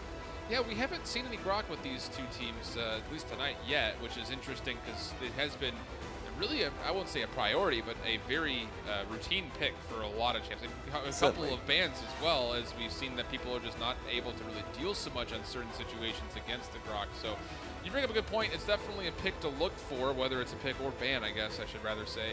And, you know, Frog Isle, again, we talked about this earlier today when we saw it. It's a teeter-totter of a map. It can really go hot and cold in an instant. And that's something that FNATIC needs to be able to make sure they're controlled with. If they find themselves down, they see the tide start to turn against them, it's okay. It happens to everybody. Make sure you're able to get hot right back again, though. With Game 4's champion draft beginning momentarily. Once again, let's say a big thank you to everybody who is tuned into the stream right now. This is a fantastic set to be here for. There's a few stragglers left along here with us as well in person at HRX, and a lot of players who are itching to get their eyes on what will be happening next. Torvald, the first ban from FNATIC G2, up to bat. Take away Makoa, leaves the Janus open, honestly, which is what I would expect FNATIC to be taking at this point. I would never have ever anticipated that Genos would be the priority first pick until we saw it happen just last game with these two bans. Not going to be the case, so it looks like Buck might be, in fact, the first lock-in. And it's interesting to think that, you know, they're going to ban away the Torvald, who really, again, is the peanut butter and jelly as you look, especially on this map, with having a Buck on your side. So it'll be interesting to see how this Buck, as he gets locked in, is able to do without that protective support from Torvald. G2 Esports tend to respond. A lot of picks left open. Bomb King, for example. Fernando on the table, and Fernando has been a dependency of FNATIC so far. They've drafted them a couple of games in a row now, has found them success only on Jaguar Falls. Yeah, and the flip side, you look at other frontliners available. The Ruckus is what I was going to say. I mean, doesupz has been playing out of this world when it comes to using Ruckus and Bolt. And again, that ability to slip and slide and use that aerial assault in ways that are so absolutely creative. And he's able to find his way into the backline or escape out of really tight situations. I mean, he's becoming one of the more premier Ruckus players along, I think, with Stefan from earlier. Certainly the case. FNATIC then up to bat. We've had G2 with their response. And now FNATIC's missing a lot of what we consider core picks at this point. They're missing their support. They do have the ability to get a Genos online at this point as well, which they could well do. They're missing frontline, but it's Mild Dumba, which is the priority. I want to see a double support comp here, but I'm not so sure.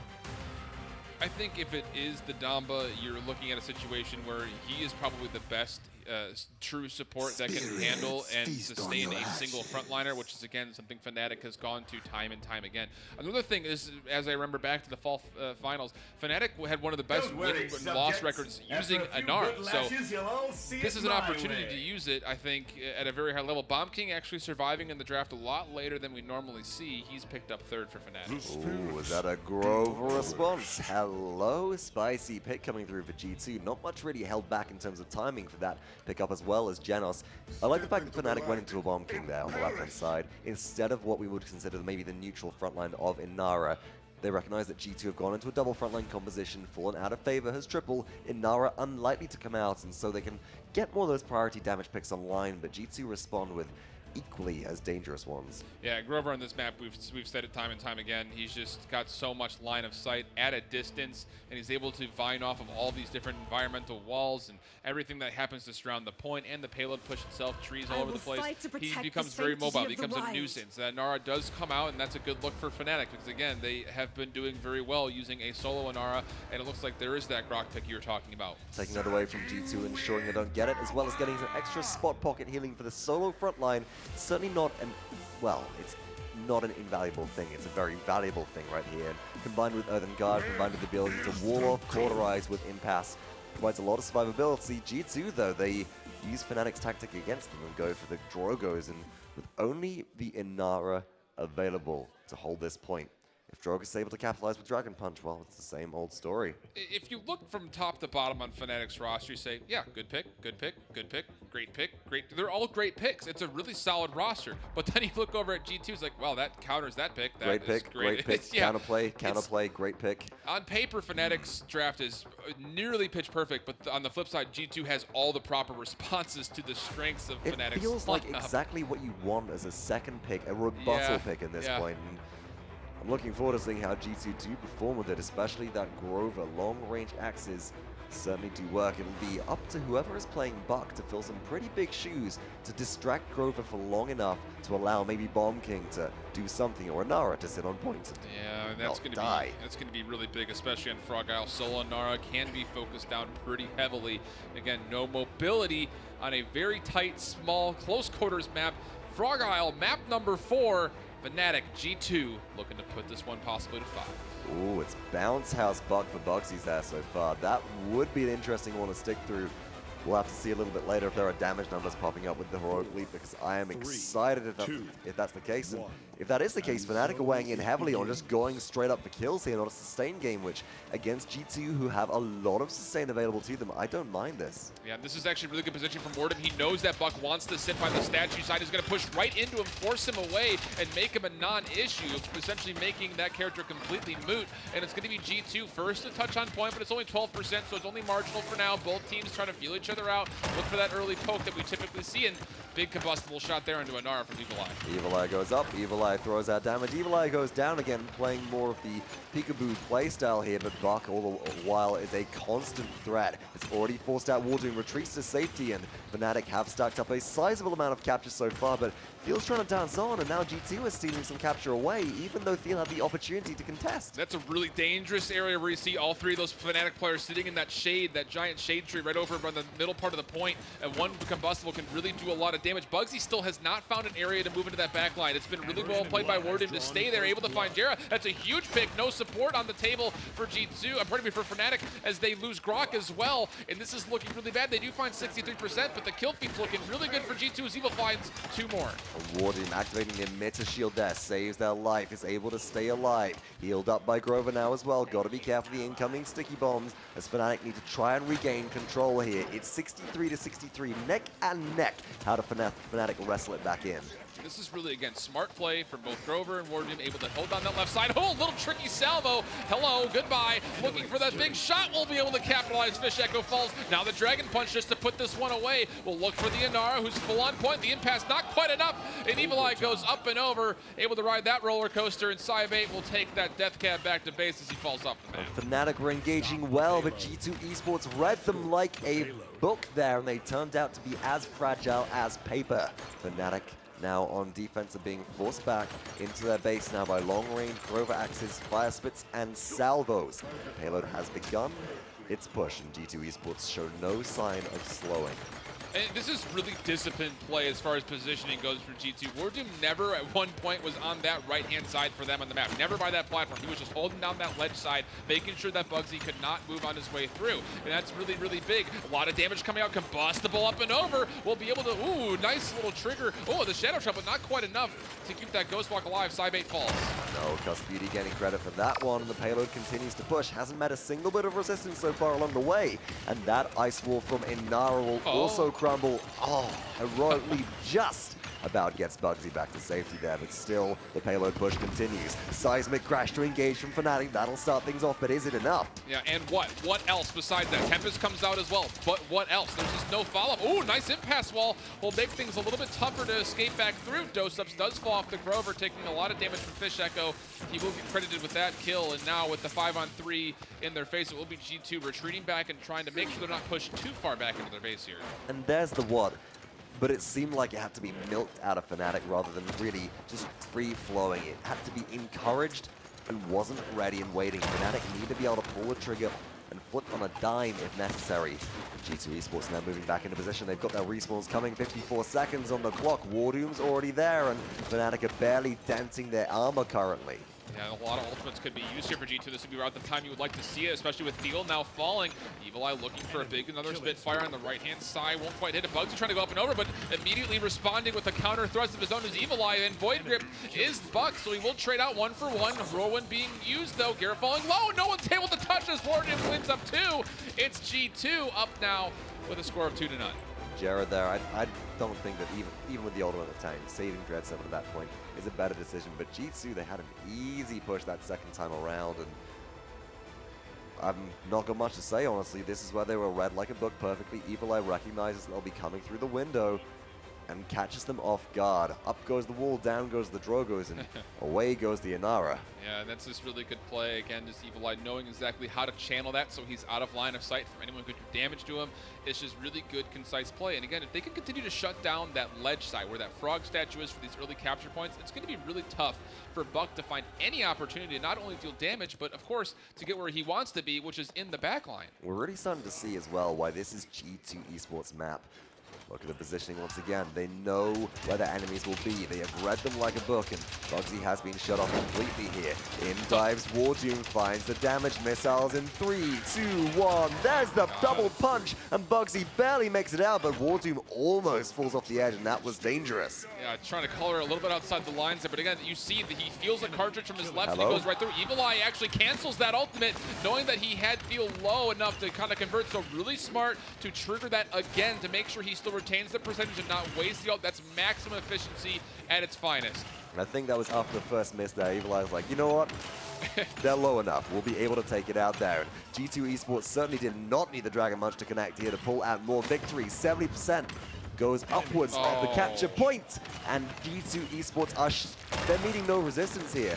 Everybody's Conquering and his Fnatic. They're going one by one. There's no formulated defense. The dismounts come through and G2 capture again. It's 0-3 for Fnatic. They're looking at defeat.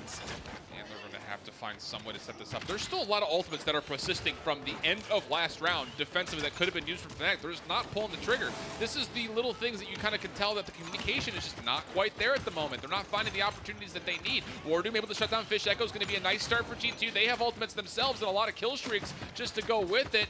2 minutes until overtime. The payload's moving for free, and Evulli is looking for some backline damage. And getting a lot of it as well. Look at this fire split. Should be able to take out Side. Was that mid-Tempest as well? I couldn't really tell if he triggered it or not. It looked like he was about to. Dragon Punch coming out, though. We'll find Thiel, so Evulli again continuing to tear through Fnatic, looking really solid. Again, now looking for Bomb King over on the right-hand side. It's a party over there, and Bomb King I don't think was invited. And meanwhile, WarDoom, again, is just using a zoning ultimate to make sure nobody leaves spawn that he can peel for him. Even though he didn't get any kills, it's a smart ult. And Buckwald from bugzy, I'm not sure what it's really doing, but it did make a dent again in G2 Esports. Seismic crash from Minara. iDropBodies goes down as well. This payload is looking towards conversion. Out comes Whirlwind from Grover. It's a rampage for WarDoom. Somebody's got to get on the payload, but no, it's a double kill as bugzy is ripped and torn apart there as they get void gripped into the air. Inara should be shattering. Dread Serpent to respond. Will it be enough? Doesn't look so, as it's going to be now just up to Grok to try to sustain himself on the point, but he's got no cooldowns to use. Void gripping away is Bomb King, and G2 Esports takes it 4-0, a 3-1 map victory. They're moving on. They look like they deserve it as well. This is the G2 Esports that turned up to LAN, and then we didn't see in the finals. This is the G2 Esports that turned up to Valencia. They got their strategies, they know how to execute them, and they know how to adapt as well. That's the biggest thing. You know, as you take a look, we're going to have a very similar conversation with, we talk about Na'Vi later on here in a second, but G2, more than just about anybody else, I mean, you're looking at WarDoom. He's going to play frontline. What's everybody else going to play? Whatever they feel like. Oh, by the way, we also have Z1 who can come in sometime if he feels like to play anything. So this is just, again, why I think this team is finding so much success as of lately. They've really taken the time to expand in their champion pool to make sure that they can, on a whim, pick up something like a Sky that they may not have rehearsed and still do well, like we saw in the fall final, or we saw in Valencia. We know how to draft up against this Chinese team of QG and respond to what they were beating everybody else with. Doing the same thing here, you can tell they have so many tools in the kit. They're ready to build a skyscraper with everything that they brought with them. And I can't wait to see how they continue along in the bracket. Of course, folks, this is not the end of Fnatic's journey right now. They do have another chance. The preliminary matches of the Paladins World Championship here at HRX 2018 are double elimination. So Fnatic will be facing into the lower side of the bracket. They will have another opportunity to fight off and make their way back in. They may even find G2 again if they do so successfully. Yeah, I mean, without a doubt, that's the really kind of fun thing about having a double elimination is that you can have a chance to really move your way back. It's just one of those things that when you face up against a really tough fought win against the Brazilian team that not a lot of people expected to do all that well, and then kind of getting tossed around here to G2, Evulli and the boys looking really solid. And again, he had a really slow start on Bomb King, and Stone Keep came to life, showing off his Drogos here. That just goes to show, I mean, that these guys can pick up anything at any given moment whenever it best fits their comp. And look how aggressive Evulli is able to get, just pushing right on through, finding these little cheeky angles to know where people are going to be. A really nice salvo there. And again, the Spitfires were just clutch all game long. It's aggressive, but it's controlled and measured with Evulli, and it makes such good use of cover.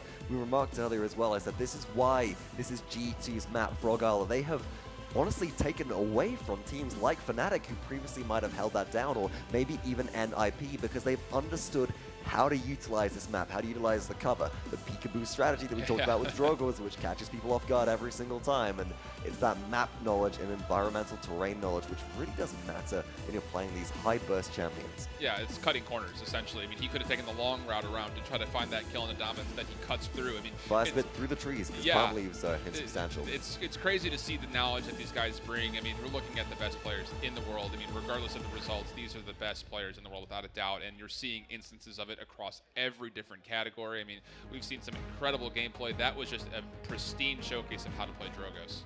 And again, and it's been a clinic throughout some of the other games as well. Yeah. The only game which was different for FNATIC was, you know, ultimately that Jaguar Falls game, pulling out some weird support tactics, which is interesting, but not enough of a deviation, I think, long-term to really provide them with the victory. Well, you've heard enough from us, myself, Vox, and Shift so far. Let's head back to our analyst desk today and see exactly what they made of that fantastic set. An excellent game there between G2 and FNATIC. But G2, the North Americans, will live on and move on in this competition. They will await the winner of our next matchup, which will be China Dream and Na'Vi. Welcome back to the desk, everyone. I'm Golden Boy, along with Bees as well as Gormizer. And we were hoping for that FNATIC comeback, right? You know, we saw Game 3. They were starting to really get things cooking, get things working. But then ultimately, you know, it was the Drogos, man. That was just so nasty. And what did you make of that draft, Gore? Because the casters said it, they felt like everything that FNATIC had drafted, G2 just drafted better. It was one of those things, like if you take FNATIC's team and you just kind of isolate it, like it's a solid roster. It's not anything that's going to be too out there, but it's still going to be able to perform up to your standard. I mean, they have the Bomb King and the Buck, which are both going to be very, very powerful, and being able to set that up. Grok, at the current moment, is probably one of the stronger damages if you can get him rolling. But then you look at the other side, and you look at the map specifically. Drogos and Grover love Frog Isle. This was going to be perfect for him. You got a nice open sky with a nice ability to shoot down onto the point, and then you have long lines of sight for the Grover to be able to just get those axes and get that ferocity damage just a little bit higher. It was just the perfect setup for him. It was also for the from G2, when you actually look at the draft as well, the first two bans were tanks, and then the first rotation of picks on G2 were also the other two tanks, which left FNATIC in a really stiff situation to actually draft, because they really only had one option in Inara, and we've already seen that the solo tank Ashe didn't really work out for them. A solo tank Barrack on Frog Isle is not going to work, so they kind of like bottlenecked them into this choice that they could then counter out quite easily. Yeah, it was almost as if they just squeezed them into submission here with the draft. And that last pick, the Drogos, was the cherry on top, because at that point, you know, I mean, FNATIC really just didn't have an answer. They didn't have any long-range hit scan to be able to deal with that Drogos in the sky. And it was perfect, because like we just sat here and we were watching as it was being played. Evulli just showcased the reason you would want to play Drogos and why you want to learn. Like, it was near perfect the way he was playing it. You have the displacement coming down from the fire spit, just being able to spread the damage, as well as being able to direct the rockets. Everything that he was doing was like the perfect Drogos play. It was a incredible performance. G2, they're going to be moving on. They're looking really strong. Do you feel like this is the dream? This is the DreamHack Valencia dream. The G2, excuse me, I stumbled there a little bit. Do you feel like this is that team? Yeah, definitely. I'm really impressed with the way G2 have played. As I said, I didn't know whether the fact that they might not have had sufficient scrims would have affected their play style, but they're really showing up, and they should definitely be proud of the way they play, especially Evulli. That was absolutely ridiculous plays from him today. Oh yeah, so good. Well, he can get a nice steak dinner tonight, because he definitely earned that one. All right, well, let's go ahead and send it over to the stage. We have Evan with the man with the plan. kusqt, take it away. Thank you, Golden Boy. We are here on the stage, and we're, you know, being a little mysterious here. It's the blacked out version of an interview, but at least you can hear us. And we are both wearing black, so it doesn't really matter. There are some lights. I'm here with kusqt, and he's not the captain of G2 Esports, though you may see it. His face is always up here. Your story is such an interesting one, and I talked about it in a video. We've talked about all our lands, and your story continues here. How does it feel to get that win? We expected to win this game, but we didn't expect to win it in that fashion. It was supposed to be easier, in my opinion. I played very badly. Shout outs to my whole team for carrying the heck out of me. I hope I bring a different sort of gameplay over the next few days, but thanks to my team for pulling that one out, for real.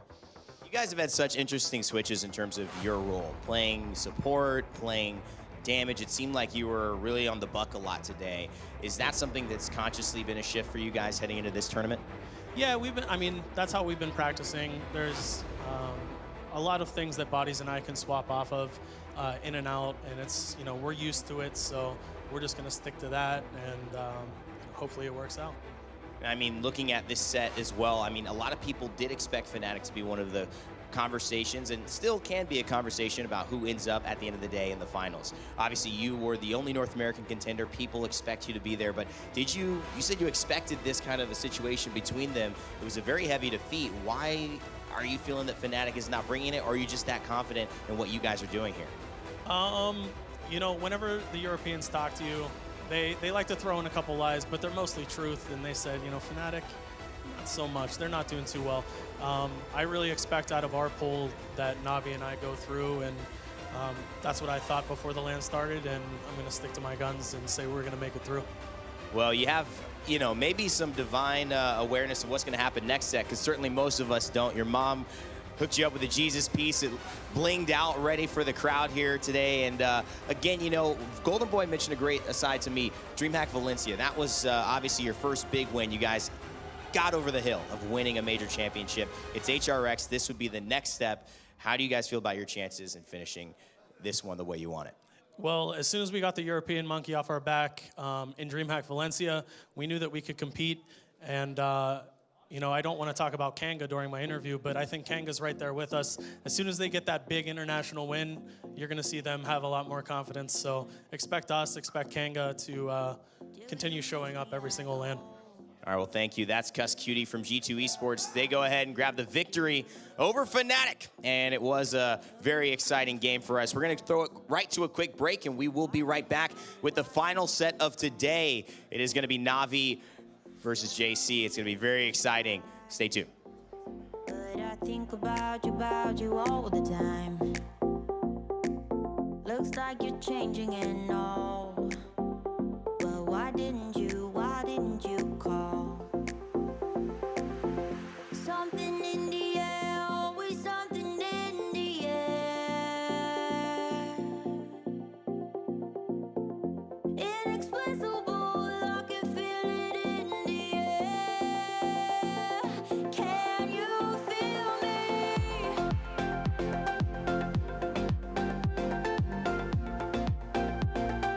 Can you feel me?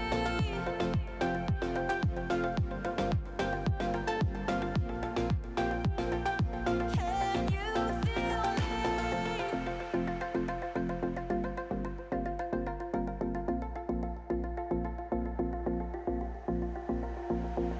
Do you miss me at all? Do you think about the things we used to do? No, you couldn't stand tall. So why didn't you call? So many years has gone by, but I think about you all